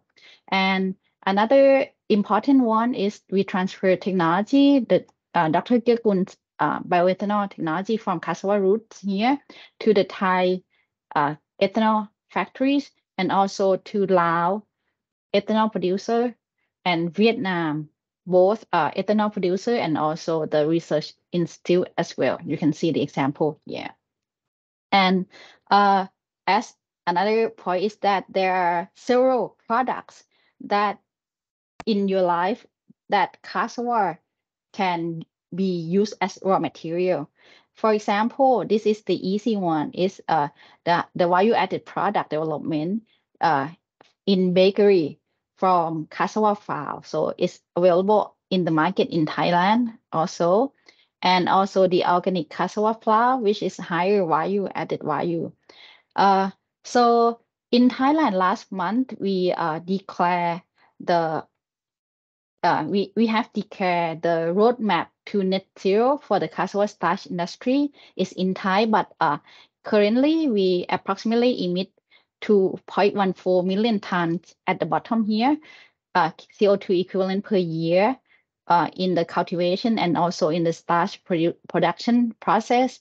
But we would like to reduce 50% of this greenhouse gas emission in the year 2030 and also becoming net zero in the year 2050. So the program that we will utilize to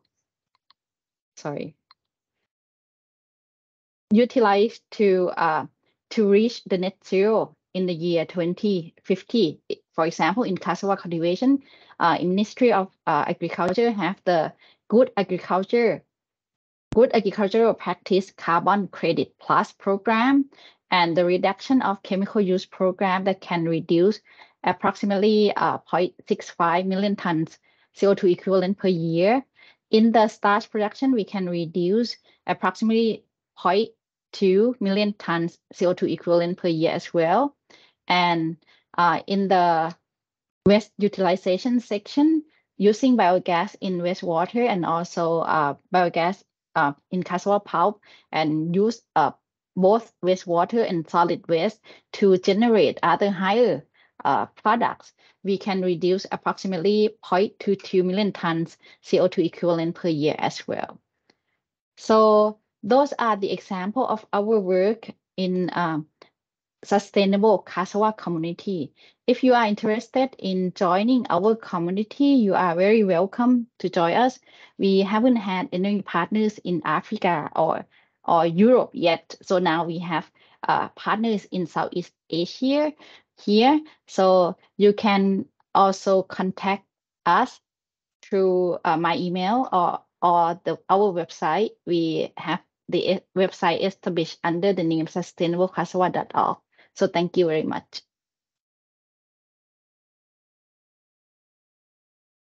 Thank you very much, Dr. Warrington. I am actually pretty much drowned in the amount of quality information and knowledge received from these three presentations.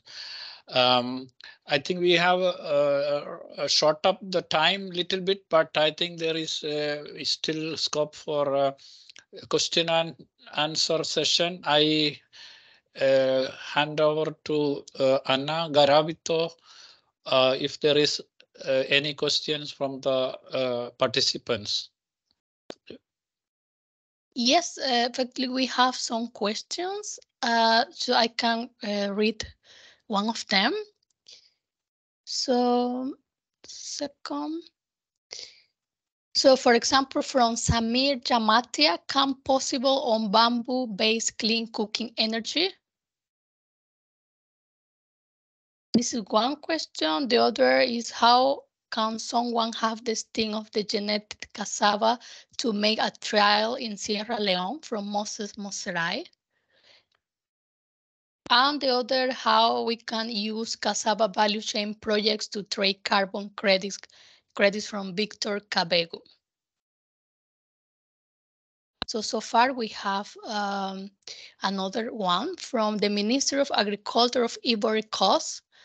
She said 1,000 small farmers produce on less than 1 hectare per person an average of nearly 5 million tons of cassava. The vast majority is consumed domestically and the rest is exported to the sub-region. We are faced with post-harvest conservation problems and are reluctant to use this production for the production of biofuel because of the food security problem that this could cause. I would like to know the cassava yields in Asia. It is the same varieties that are used as much for human food as for the production of biofuel. Do you have any idea of the minimum amount of cassava residue needed to power a biofuel plant?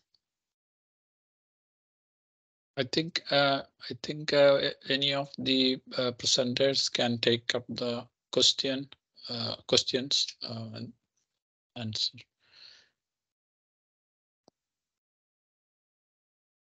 So, Dr. Warrington, would you like to answer the question on the greenhouse gas emissions? I can answer how can we use cassava value chain projects to trade carbon credits. Yes.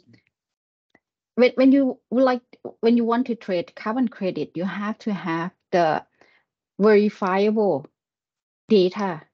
So you have to have everything has to be measurable. So for example, the project that easier to trade carbon credit, for example, is the biogas project. So in the past, several biogas system can be used in Thailand. They can use to trade the carbon credit with other countries in Annex 1.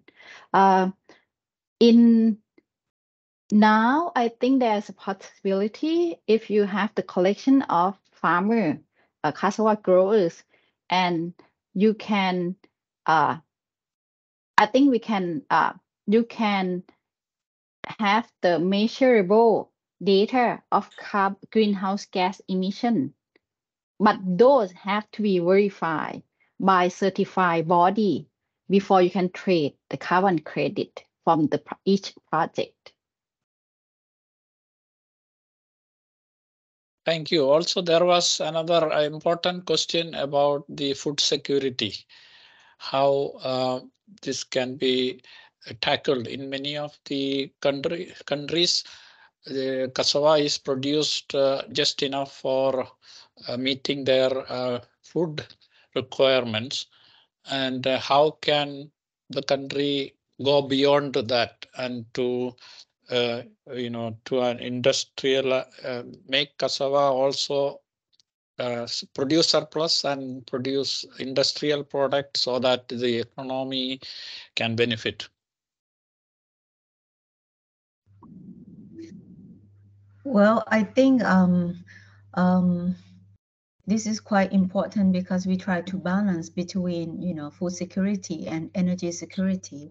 In Thailand, initially when we try to promote the use of bioethanol instead of, petroleum based, we also face that problem in terms of food security.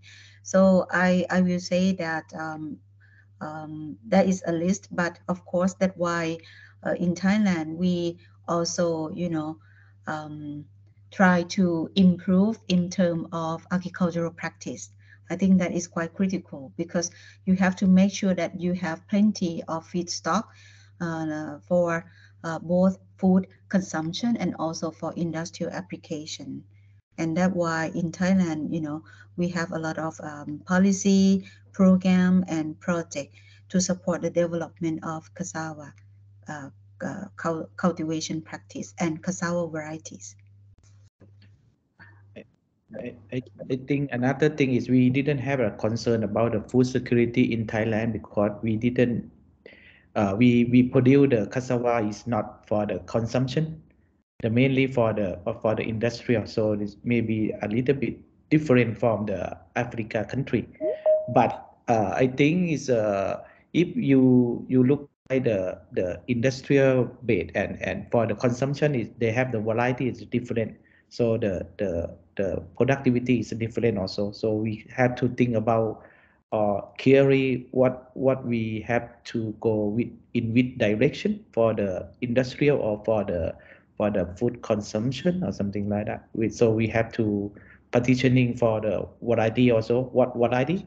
But we pretty sure for the industrial the variety have more productivity than the eating variety.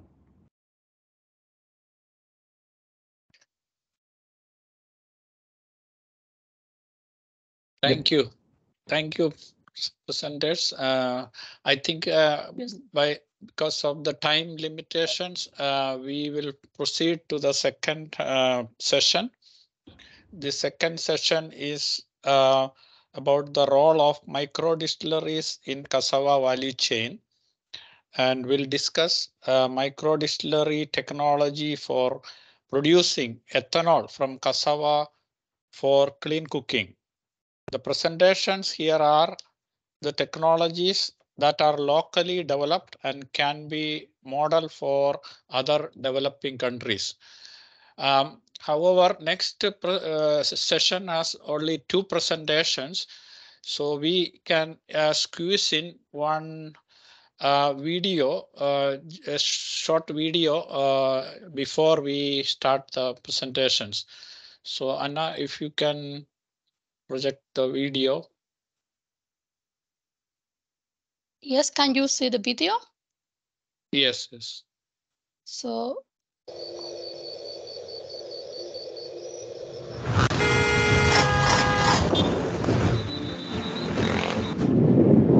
Thailand needs rapid economic expansion to take care of the welfare of its growing population, currently at 67 million. It requires energy to propel its growth. However, Thailand has been a net importer of energy products, about 1.37 million barrels per day in year 2017, which are mostly from crude oil, coal, and LNG significantly.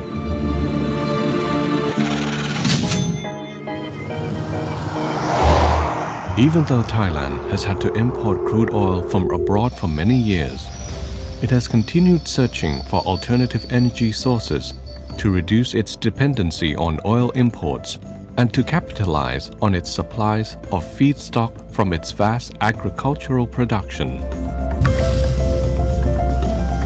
Since the year 2000, Thailand, the world's top cassava exporter, has been a pioneer among Asian countries to promote biofuel production and its usage.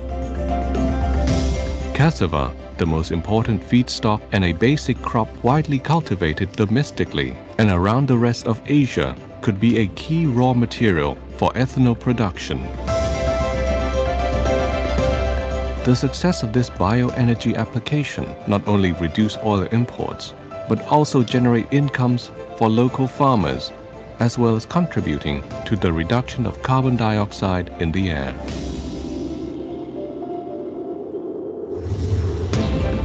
Thailand's King Mongkut's University of Technology, Thonburi, or KMUTT, has developed an innovative technology called Very High Gravity Simultaneous Saccharification and Fermentation, or VHG-SSF. This was developed through production knowledge to increase the yield of cassava in factory raw material management and fermentation technology in order to increase ethanol plant-level efficiency. It offers higher productivity of cassava production and reduces energy use and the time during the fermentation process. With the new cassava-based bioethanol production technology, fresh cassava roots can be used instead of cassava chips. As an alternative raw material for ethanol production, cassava, in the form of fresh roots, represents an additional input that could increase the productivity and farmers' returns. Thailand's success is a notable example of the movement towards alternative energy for its developing neighboring countries. In 2012, GEF approved a project in Thailand that aims to overcome policy, market, and technological barriers to produce ethanol from cassava, utilizing innovative South-South technology transfer to CLMV countries.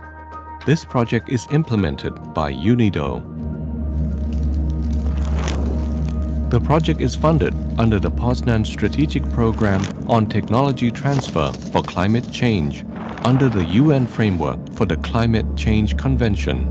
This gives support to prioritize pilot projects on climate change mitigation technologies and the dissemination of successfully demonstrated climate-friendly technologies that are developed with the aim of enhancing mechanical effectiveness.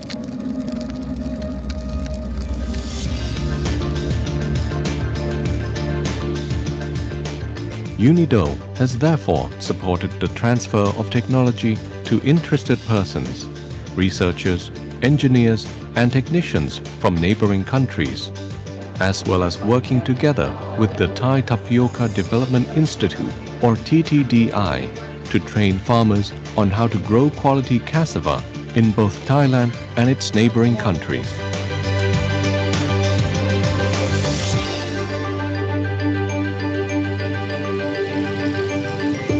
However, the process to promote the development of ethanol production technology will not be useful and may eventually have to end if it is not promoted or used to generate sufficient economic value, since private investment is needed to upscale the ethanol production. and it is well known that investors require a reliable business environment.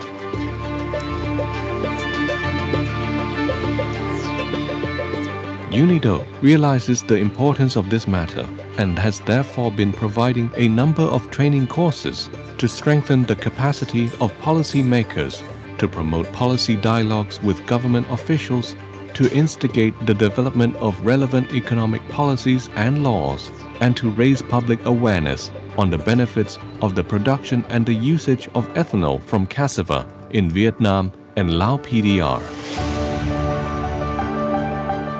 Now, Vietnam has officially announced a public policy to use E5 as an alternative energy for transportation throughout the country.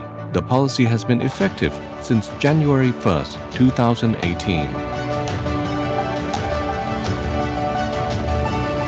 Lao PDR is also moving forward in the same direction with the development of ethanol production from cassava and is expected to continue and strengthen in the near future.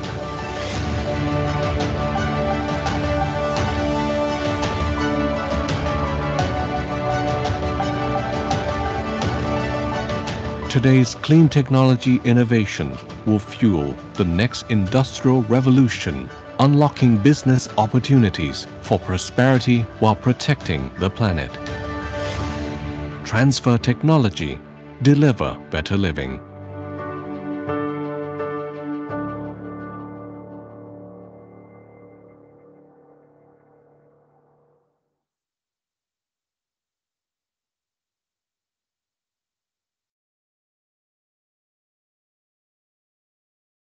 Thank you, Anna, for the video. Now from cultivation and technology, let us move to the some of the innovative and practical conversion technologies which are in practice in various countries. We have here Mr. Dr. Emod Elisande. He's an associate professor in the Department of Chemical and Process Engineering at the University of Dar es Salaam, Tanzania.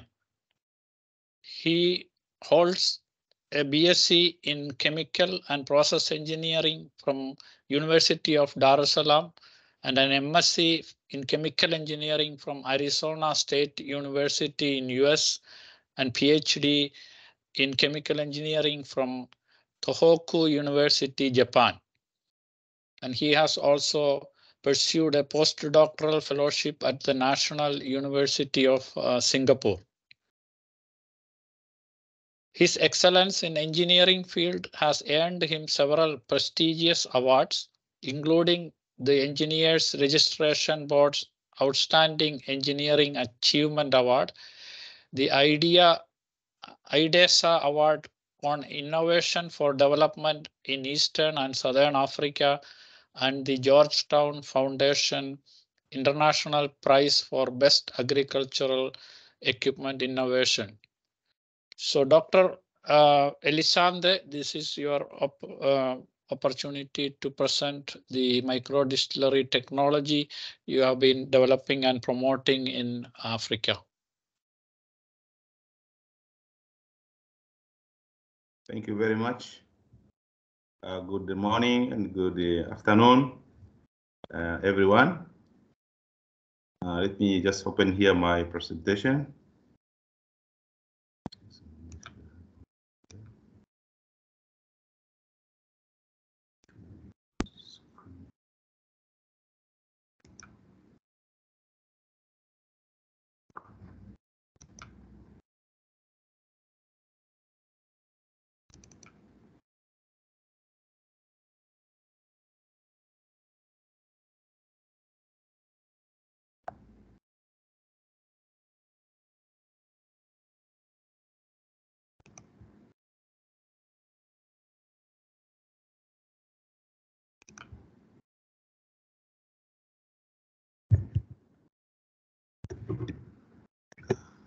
Can you hear me? Yes. Can you see my presentation? We can see your presentation. Can you put it in the full screen? Okay. So you yeah. Okay, now I am Yes. going to make. Can you hear me? Can you hear my presentation? Can you see? Yes, we can see the presentation. Yeah, so I'm going to make this very short presentation on experiences of micro distillery in Tanzania. And my talking points are about 7. I'll quickly review the biofuel policy in Tanzania. Then we'll check up on the feedstocks that are available for ethanol production in Tanzania. Then we're going to look at the existing distilleries. We have about 3 in the country. And then we are looking for the potential for establishing large and micro distilleries in Tanzania. And then I'm going to talk a little bit about research and development that's going on in ethanol plants. Then we're going to look at the market pipeline for ethanol fuel. Tanzania's biofuel vision is to contribute to reduction of fossil fuel in the transport sector and to stimulate socio-economic development. And the issue is to be able to switch to biofuels due to the ever increasing higher oil prices and energy security, and also very high rate of deforestation, which is taking place at a rate of 91,000 hectares per year, because people have to find the firewood and charcoal to be able to meet their energy needs, both for industrial and domestic. There are many investors who have come several times to want to invest in the biofuels production crops, but the main drawback until now, the country as such has not been able to come up with a comprehensive biofuel policy. So there's only existing what is called the draft biofuel guidelines, which needs to be upgraded and to develop into full policy, which will govern land use, food fuel conflicts, and put up standards, etc. So when you look at the feedstocks in Tanzania, this graph is taken from FAO, but looks at the glimpse on the picture of the biofuels. Also, all these biofuels are there in Tanzania, except a few. Look at the major ones: sugarcane. This is on the vertical axis is the production of ethanol per hectare, and the horizontal axis is the various feedstocks. You can see, for example, all these feedstocks can be used in Tanzania. For example, the biggest one is sugarcane juice. For now, all the major cultivators of sugarcane, they convert the juice into sugar first, and then they get molasses. The molasses is now used for bioethanol. So another one which is potential, of course, is cassava, and there are many areas in Tanzania, which I'll show next slide, which is possible to grow cassava. Another raw material which is a lot of research has been done on but has not been exploited fully is the production of inulin from sisal using sisal balls. And you can see the yields are also very high. But also sorghum, there's a big potential for sorghum also in Tanzania. The feedstocks by region, you can see the map of Tanzania, the political map of Tanzania on the right-hand side. And you can see, for example, in the upper regions in this area, Arusha and Kilimanjaro, there's big potential for molasses, sugarcane. Also, a lot of sisal is grown in Tanga and the Kilimanjaro. It's also possible to obtain inulin from that sources. But on this area, in the near Lake Victoria, also you have banana, although it's not being used for ethanol because it's used only for banana wine, but it can also be a candidate for ethanol in the future, but also cassava. And look in the coastal region here, there's a new another feedstock which can be used in this area, the coast region, Linden and Twara. In the south is a cashew apple. Tanzania now, the production of cashew nuts is close to 600,000 tons of cashew nuts. So that is associated with more probably 3 or 4 times the weight of cashew apple. And the central region also, you can a candidate for sorghum, millet, and also cassava. So you can see the whole country is really, there are many feedstocks which can be exploited for bioethanol production. There are a few, as I mentioned earlier, the distilleries. These are, you can say, mini distilleries or large distilleries. There's a South African company in Morogoro area in the middle of Tanzania, which is producing distilleries. It's producing ethanol. This distillery, you cannot call it micro because it produces about 50,000 liters per day. But it is associated, it's very close next to Kilombero Sugar Company. So it's get all the energy from the from the bagasse which is burning there, but also all the ethanol, all the molasses is coming from that factory also. So the issue is that these companies, they are producing, for now, they are producing extra neutral alcohol, which is only used for drinking purposes, with a purity of about 96.4%. During production of ENA, they also produce technical alcohol, TA, which is about 7% of the total, which is about 3,000 liters per day.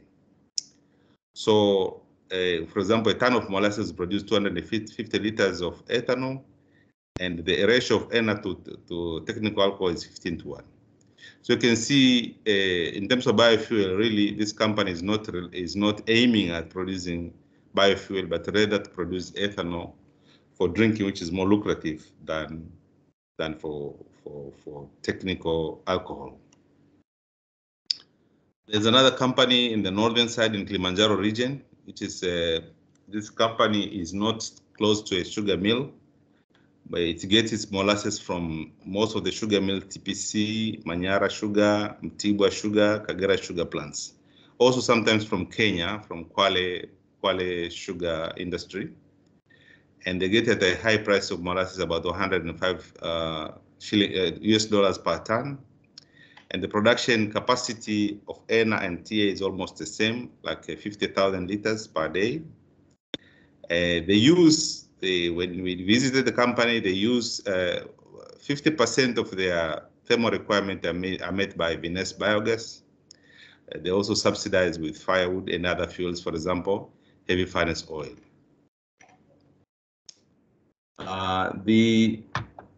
Another distillery is on the island part of Tanzania, Zanzibar. There's the Zanzibar Sugar Factory, which is location is Mahonda. This refinery has now been enclosed by people, so it cannot expand much because of limitation in land, but it has its own land of about 3,900 acres. But it buys also sugarcane from outgrowers, so-called outgrowers, people, farmers who surround about 1,000 farmers. These are very small amount of land, maybe 2-3 acres maximum. And their sugar yield per annum is 19,000 tons. So you talk about production of ethanol about 10,000 liters per day, which is really in the range of micro distilleries. Now, these are only 3 distilleries, but now there is a growing number of industries, especially sugar industries, which are coming up. And I'll just mention here a few. For example, in the northern parts, Arusha area, there is a so-called Manyara Sugar Estate, which now is crushing about 750 tons of sugarcane per day, TCD. And it has plans to expand up to 1,250 TCD. The current molasses production is about 50 tons, and they're selling that molasses for about $88 per ton. Some of this is also bought by Kili Biochem Distillery. So the potential for ethanol, if you use this data here, is about 12,500 liters per day. And also, they also generate about 1.5 megawatts of electricity using their bagasse. So again, this is not going to be a big distillery. It's still in the range of micro distilleries. There is a new company which started operations last year, Bagamoyo Sugar Limited. It's called in the coastal region. And the crushing capacity per day is 1,500 tons of cane per day. And their target is 30,000 tons of sugar, and molasses is 12,000. So the potential for technical alcohol, I think this company, because of the owners are Muslims, and probably they are not going to engage into ENA. They are going to produce mostly technical alcohol. So we are expecting to obtain about 3 million liters of ethanol per year. Now for micro distilleries, we haven't had any, apart from the Lovo and the Kilibayake, we don't have any distilleries that are functioning below that range. But we have in the 90s and the early 2000s, when we were doing research on sugarcane, we had run into problems of profitability. And this is one of the sites that we were working with. In total, we had more than 13 sites all over the country. But because of changes in the university and the sugar board that was supporting the project could not come forth with the support, the financial support anymore, most of our sugar sites were run down. But this particular site in Dodoma was crushing up to 40 tons of cane per day. But it can be expanded to 300 PCD, and it's a very suitable site for micro distillery. And it can even install micro distilleries of 5,000 liters per day. And also this area is also the central area of Tanzania. It is capable of supporting multi-feedstock, for example, red sorghum and cassava and millet. So actually it's one of the areas that we are pushing up UNIDO for support in this area, and also, if possible, to work with our brothers and sisters from Thailand. We try and develop a micro distillery in this site, like a demonstration or capacity building in this direction, so that we can have a site that is working in this range of micro distilleries in Tanzania. Then we have very, very small, we can call them, in Tanzania we call them illegal distilleries. They use the technology of coil and drum. They use coil and drum. So they are ubiquitous. Every region you go, you'll find this kind of technology. It's very crude, unscientific. But nevertheless, what they show is that there is potential. Wherever you see smoke, you know fire is underneath. That's why I put it here, because it is indicative that there is potential, but it's just investors or the right people have not been able to spot the opportunity. So this kind of plants, coil and drum, they produce about 200 liters of ethanol per day. And it's mostly for drinking. And we can say this because they don't follow any scientific rules, no temperature control, no feedstock control. They do not, the alcohol that's produced like that is not certified by government, and it's not allowed, actually. You can say illegal. And they are using from different names like Gongo, Soda, No Label, Moonshine, etc. I think this in many countries will find this kind of.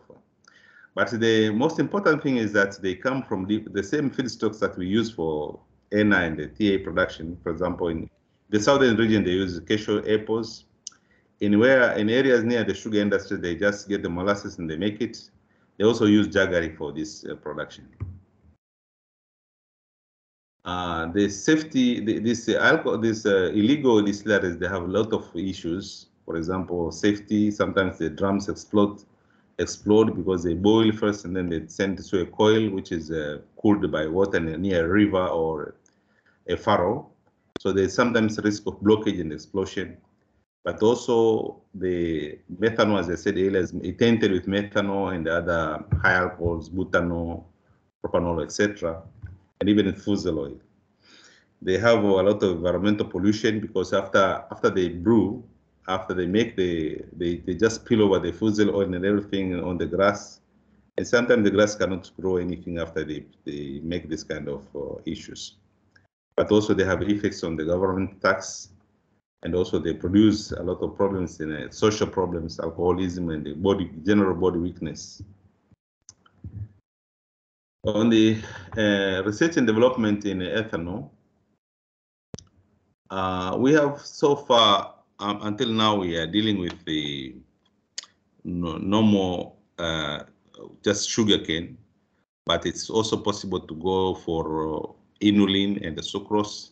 I mean, for inulin and even third generation, second generation feedstocks. But so far, until now, we're just using on the conventional feedstocks. So the chemistry is very simple. Now, the University of Dar es Salaam, in the 80s, we started with several efforts to develop distillation systems. We were looking at in the 80s, we were looking at very small production, about 120 liters per day, some prototypes, either for batch or continuous systems. And in the 90s, the University of Dar es Salaam engaged on development of a dissemination of small-scale sugar plants. We call them SSSP. As I mentioned earlier, we commissioned 13 sites all over the country. And each site was costing about $40,000 at that time. And the crushing capacity was 20 to 40 tons. But one problem that we encountered is that we encountered a problem of very low sugar recovery. You know that in normally a large industry, they have a recovery of sugar of up to 10 to 12, even 13%. That means if you have 1 ton or 1,000 kilos of sugar cane, you can get about 100 kilos or 110 kilos of sugar. So in our case, we are getting very little recovery, 5 to 6%. So that made this technology unviable economically. So that's why we thought of really seriously looking at the production of ethanol together, co-production of ethanol and sugar, so that the project could be viable. So we came up with this was kind of technology we developed in the 90s. Basically, you have the 3-roller sugarcane crusher, and then you have several systems like juice treatment, pH treatment, and then you have open pan boiling system. This technology is also used in India. They call it for production of cancer sugar. So then from the heavy juice, you blend it to the crystallizers and then the centrifuge. At that time, we were using just sunlight for sun drying, but nowadays you can also use rotary dryers. So after this technology, we had several equipment. So for example, this is a 40-ton per day crusher. This is a system of juice and crystallizers and centrifuges. So after we saw that weakness that we cannot run the sugar plants alone without the ethanol, we embarked, I think, starting 2007 to design and commission a distillation column of 1,500 liters per day and using molasses as a feedstock. This on the right-hand side here is the distillation column that was designed. The diameter is about 0.5 of a meter. It has 18 trays, and the height is about 7 meters. These are sieve trays, which we can see the design here. So this column, these are also other equipment. For example, the reboiler, just a square tank, and a fermenter, about 280, 300 liters here. So this column, this just shows when we were doing the experimentation and how to control temperature, control flow rates, and so on. But this column, we have run it several times, And during the COVID-19 pandemic, we used it for production of ethanol for sanitizers. And you can see that is only a single column. This means only the stripping column which is existing. So we, because we are getting funds from writing research proposal and getting funds. So whenever we get money, we develop something. So until now, we need to put up a rectifying column. Also, we need to put some instrumentation to make sure that we can have better control of the flow rates and temperature. But also we need to run it using a biomass boiler. We need at least 1 to 2 tons of steam per hour and about 10 bars which are required. So our aim is not to produce ENA, but to produce technical alcohol and to integrate this column with the small-scale sugar plant which I showed you earlier, which is in Dodoma. So this is the plan, and we are now looking for support, either a grant or research support, or if there are any businessmen, investors are interested, we could also do it together. Another area that the University of Dar es Salaam has been working on in terms of research is the sisal inulin. Because of the high production of sisal balls, we are talking about 350. This data is about 5 years old. 350 tons of sisal ball per year. So it's quite substantial amount of ball which can be used to make inulin, and that inulin, as you saw, is it has a very high yield of ethanol, also lactic acids, and many other components and many other products. If you follow the biorefinery model that was produced by our brothers and sisters from Thailand. So the work on this area does not have any prototypes yet, although last year there are some students came up with shredders for the ball, because the ball is very hard to crack. Some students come up with a shredder for reducing the size of the ball. So it's an ongoing research, and we are very much interested to collaborate with others to see this coming to a reality. Now, on the side of markets, until so far, we do not want to compete in the area of drinking ethanol, because that market is also very volatile, because many countries all over the world, they produce different kinds of liquors, and they depends on nationality and the locality, the requirements are different. So our focus on ethanol, bioethanol, is really on technical alcohol. So the supply, as I said, from the 3 companies, if you make them total, is 1.5 million liters per year. And the demand pipeline has not been fully developed. So far, we have this UNIDO, the Global Environmental Facility. They came up with a clean cooking stoves project in Zanzibar, where 122 households were involved. And now the project is being rolled out in Dar es Salaam, the capital city of Tanzania, in Dar es Salaam.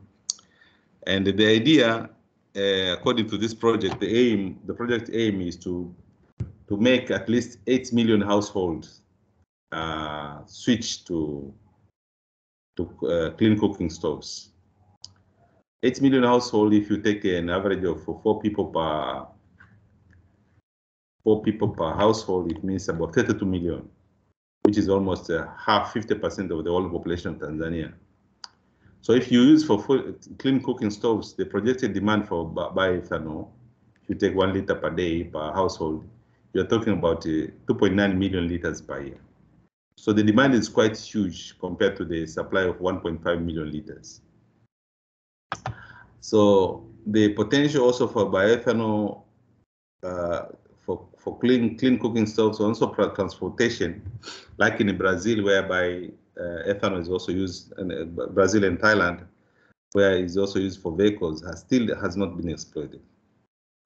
I think what is limiting here is the biofuel policy, which needs to be clear and put up tariffs and incentives that will keep the technical alcohol prices low. So in terms of conclusion, we can say that there is a big potential for ethanol production from multiple feedstocks: molasses, sugarcane, cassava, cashew apple, and sorghum and inulin. And there is a need for capacity building in terms of technology development, technology transfer, training, and investment. I think in this area, we shall ask UNIDO to extend still their support so that we can benefit from the experiences that already realized in Thailand. So we don't need to discover the wheel. We need to team up with collaborators in the South-South technology transfer to be able to achieve this objective. The existing distilleries now are commercially run to produce ENA, which is more lucrative. So we need to develop projects which will focus mainly on technical alcohol for fuel, transportation, also for clean cooking.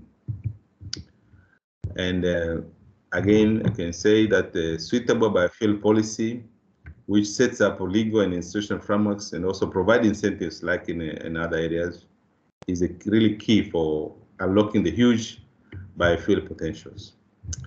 With this, I say thank you very much for listening.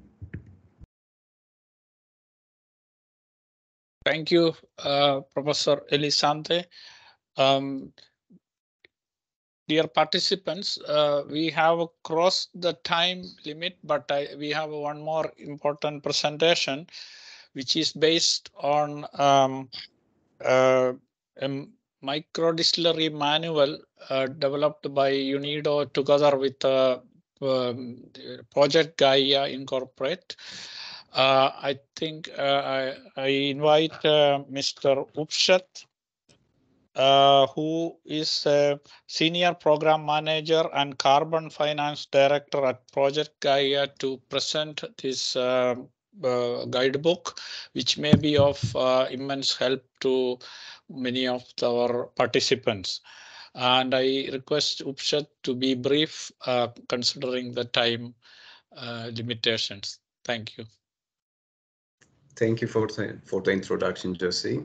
Can you hear me? Yes. Okay. Are you able to see my screen, my slides? Yes, we can see your screen. Okay, great. So yeah, my presentation covers the guidebook that we recently completed. This is to help implementers and others interested to have an understanding of microdistilleries and ethanol production. Due to the time limitation, I will try to be as brief as possible. The contents of my presentation covers the following topics. It's in line with the guidebook. The guidebook follows similar setup to the reader. So this guidebook is prepared to provide information for implementers and also for financiers, government policymakers, and all other interested stakeholders to have basic understanding of ethanol production using ethanol microdistilleries. So within the guidebook, we cover 7 sections. We organized it in 7 sections. We have introduction, where we provide basic information about ethanol and ethanol used for cooking. And the next section provides information on how to do energy and material balance for ethanol microdistilleries, and then followed by feedstock analysis. And then the next section provides information about waste treatment. And at the 5th section, we provide information on equipment and infrastructure required to establish ethanol microdistillery, including the cost. And on the 6th section, we provide information about ethanol standards and the important characteristics or parameters that we need to look at ethanol produced for use for cooking. And the final and the important section is the financial analysis, where we provide a financial model to help users do a simulation of their investment and look at the return on the investment. So through this, my presentation, I'm going to go through these 7 sections briefly and provide you as much information as possible. So to give you a little bit background on the use of ethanol for clean cooking, use of ethanol provides a good opportunity for householders in terms of providing them with a clean fuel that burns cleanly, safely, and at a competitive price with other fuels for cooking. And also, as we have been discussing, it can be produced locally and can be accessible for communities at various locations. And also, use of ethanol provides emission reduction. When we are replacing charcoal and fuel wood, we are talking about 6 tons of CO2 annual reduction on average. So ethanol production and use as a fuel can result in numerous benefits. This has been discussed in detail at the presentations made already, and I'm not going to go through all the details, but as you can see and as we understand, there are a number of benefits that we can achieve through the use of ethanol produced locally. One of the things that we provided in our guidebook is a comparison of cost of cooking fuels, because this helps us to target the selling price of ethanol in the local context. Based on that, we have placed a model that users can use this useful energy based of cooking cost comparison in order to see where the ethanol lies, and they will be able to target a price that they should try to target for the product, for the ethanol they produce. For example, here we have placed the different prices for the different cooking fuels, and when you insert this price of fuels, that you can see where ethanol lies against other competing fuels. So this helps the users where their price should be about to, in order to be competitive with other existing fuels in the market. I wish I would be able to go through the details, but due to time limitation, I'm going to skip it and let the users go through it in detail. And when we look at large scale versus small scale ethanol production, there are some advantages that we'll be able to get from the use of small scale or micro scale ethanol production, which includes that the MD has design flexibility to use various variety of feedstocks. MDs can be located near the feedstock, and also MD parts can be produced locally, and wastes from MD can be manageable compared to large scales. And also there are a number of other advantages that can be taken off using ethanol micro distilleries. So within the guidebook, we provided information about the production process of ethanol. The user will be able to have a basic understanding of what he or she has to go through to produce an ethanol, starting from feedstock preparation and fermentation, distillation, and all other processes that they have to go through to produce an ethanol.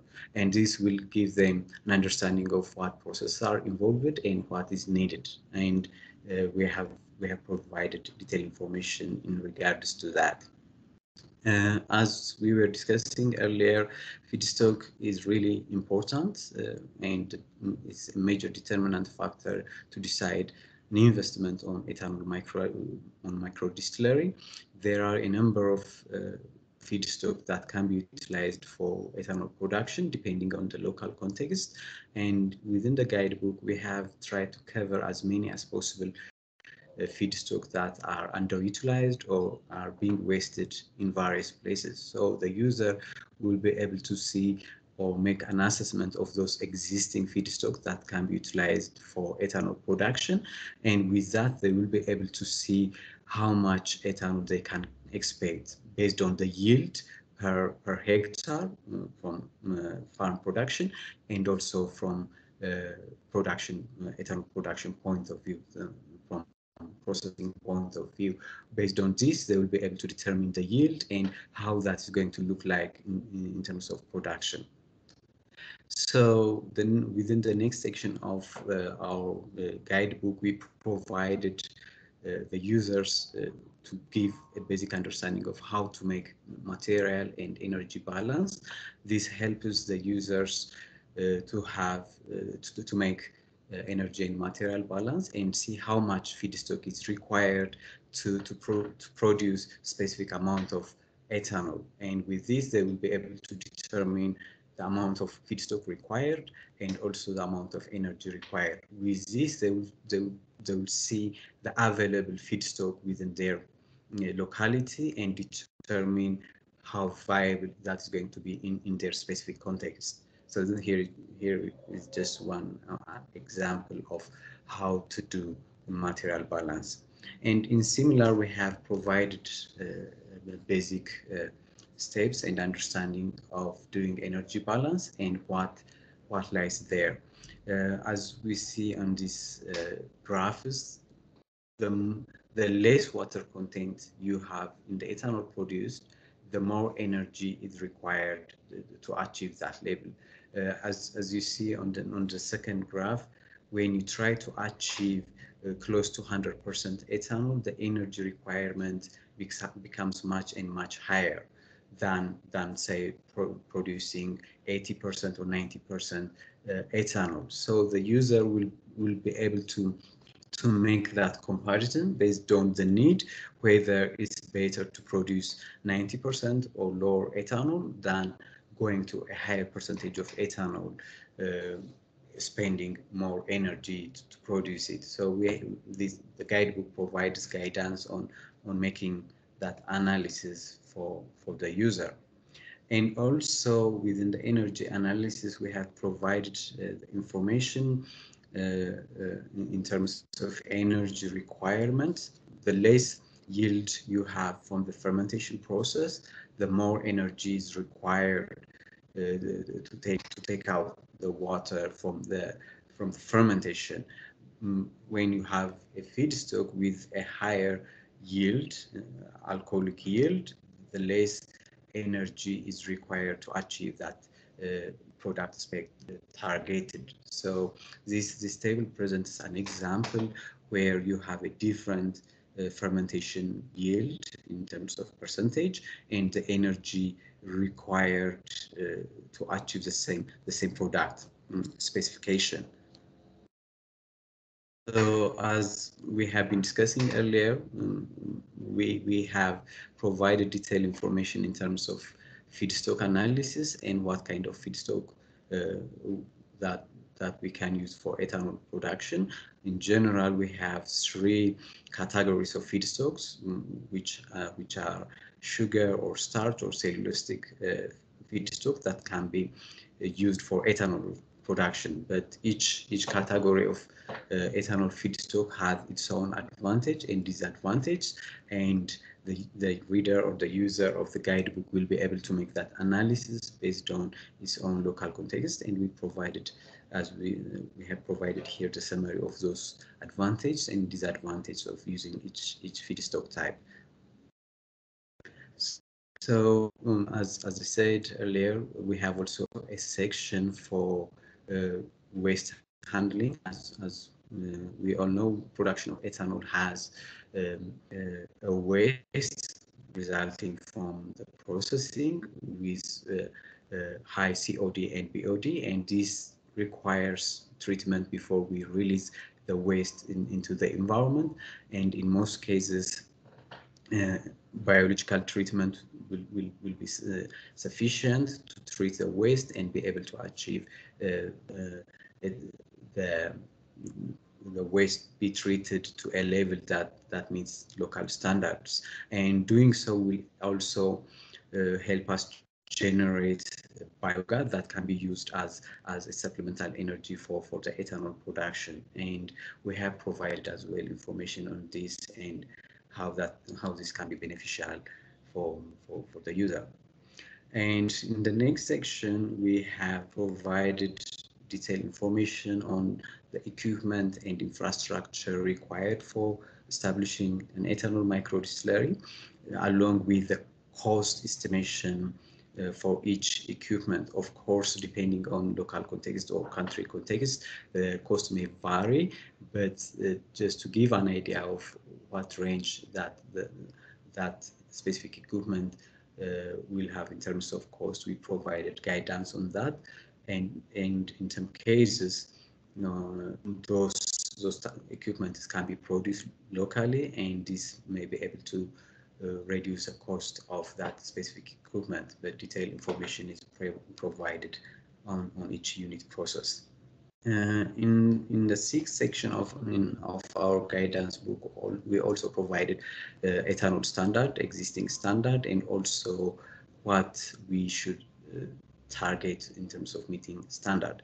The existing standard and the first standard for ethanol used for cooking is this E3050 that from American Standard. This was developed following Project Gaia's work in Haiti using ethanol for cooking, and this was developed to facilitate trade and also meet export requirements that meet standard. And in fact, it was developed based on the standard specification for denatured fuel ethanol for blending with gasoline.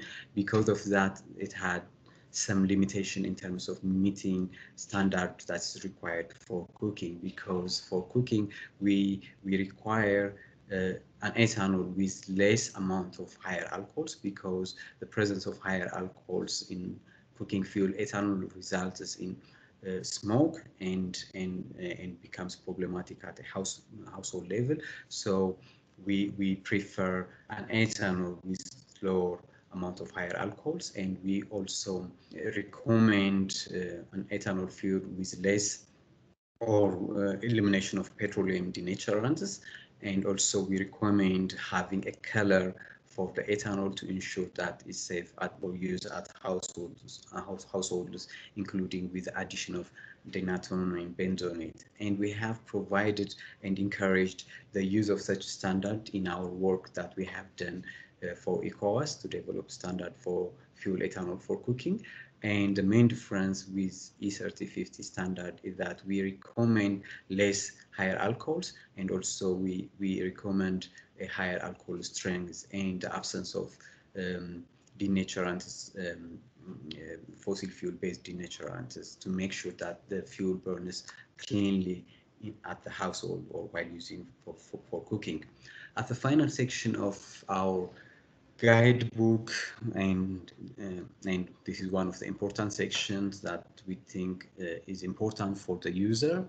We have provided a financial model where the users will be able to interact with the model and make their own financial analysis of investment on an MD. And there is an input worksheet in the model where the user is able to put all the basic information and market costs for their specific local context.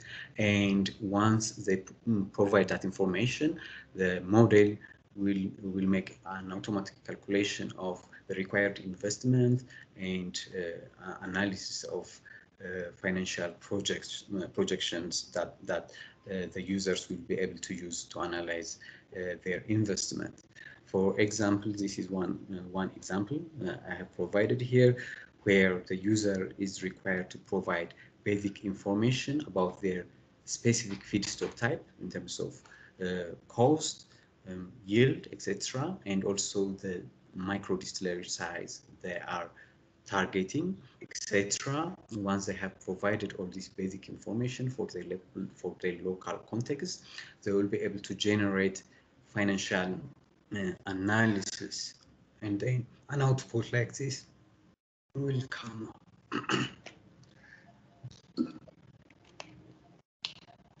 Then users are able to see their investment return, and also they are able to make sensitivity analysis by increasing and lowering feedstock cost and also product selling price, and they will be able to judge their investment sensitivity to feedstock price and also product price.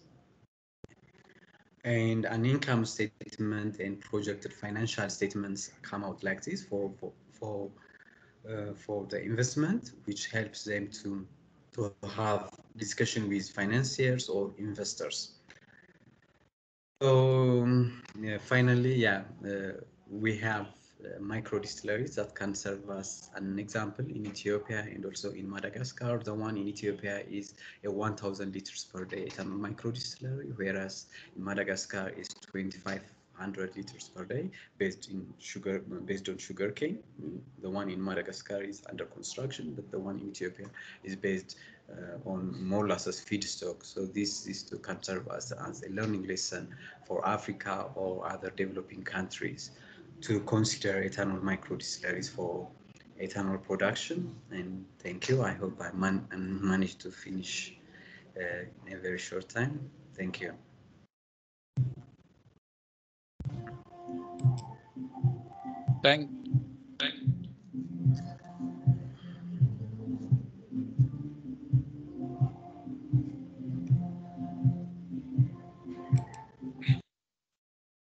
Thank you. Thank you, Upshat. It was a very good presentation. And with that, we come to the end of the second session. And due to the constraints of time, we promise that all the questions from the participants who have put in the Q&A section will be answered by email later. And with that, maybe I take you to the last part of this webinar. So what are the takeaways of this webinar? From these expert presentations, we have come to the understanding that cassava is a potential catalyst for empowering farming communities in adapting to climate change impacts and improve rural economies. At the same time, achieving universal access to clean energy and other sustainable development goals. This webinar has highlighted models for sustainable farming in general and cassava as a resilient and versatile crop suitable for adapting to climate change in particular. It also showcased the potential for industrial value chain development and appropriate technologies which are proven and affordable. This webinar again highlighted an important role of the Council, that is linking its members and technical partners like biotech to take initiatives forward bilaterally or through CECC. In this regard, we have more such events planned. For your information, a webinar on sugar sector will be organized next quarter of the year. Let me take this opportunity to thank the speakers of all sessions. Special thanks to Mr. Gustave Abova, the interim chair of the council, and Mr. Alois Melanka represented UNIDO. Both of them always make themselves available at short notice for any council activities in spite of their busy schedule. So thank you very much. Our esteemed partner Biotech, thank you for curating this very informative webinar, which is relevant for developing countries in Asia, Africa, and Latin America. The Secretariat look forward to your continued support to the Council and its members. On behalf of the organizing team, Anna Garavito and Gracia Agaisu, we thank all the participants who have registered and took the time to be here. Last but not the least, thanks to CECC member countries, we have 13 member countries confirmed so far as of now, and a number of countries are in the process. All developing countries with an interest in developing their ethanol industry and related value chain for clean cooking are always welcome to join CECC. This platform intends to connect various stakeholders towards achieving SDG 7 and energy security through self-reliance and economic empowerment using local resources. So, with the hope of seeing you all in our next program, thank you very much and bye-bye.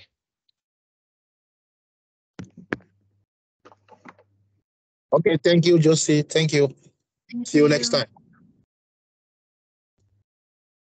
Thank you. Bye-bye.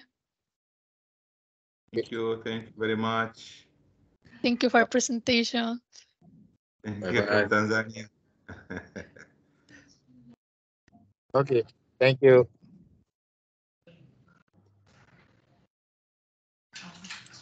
Thank you, and see you next. Thank you, Ustad.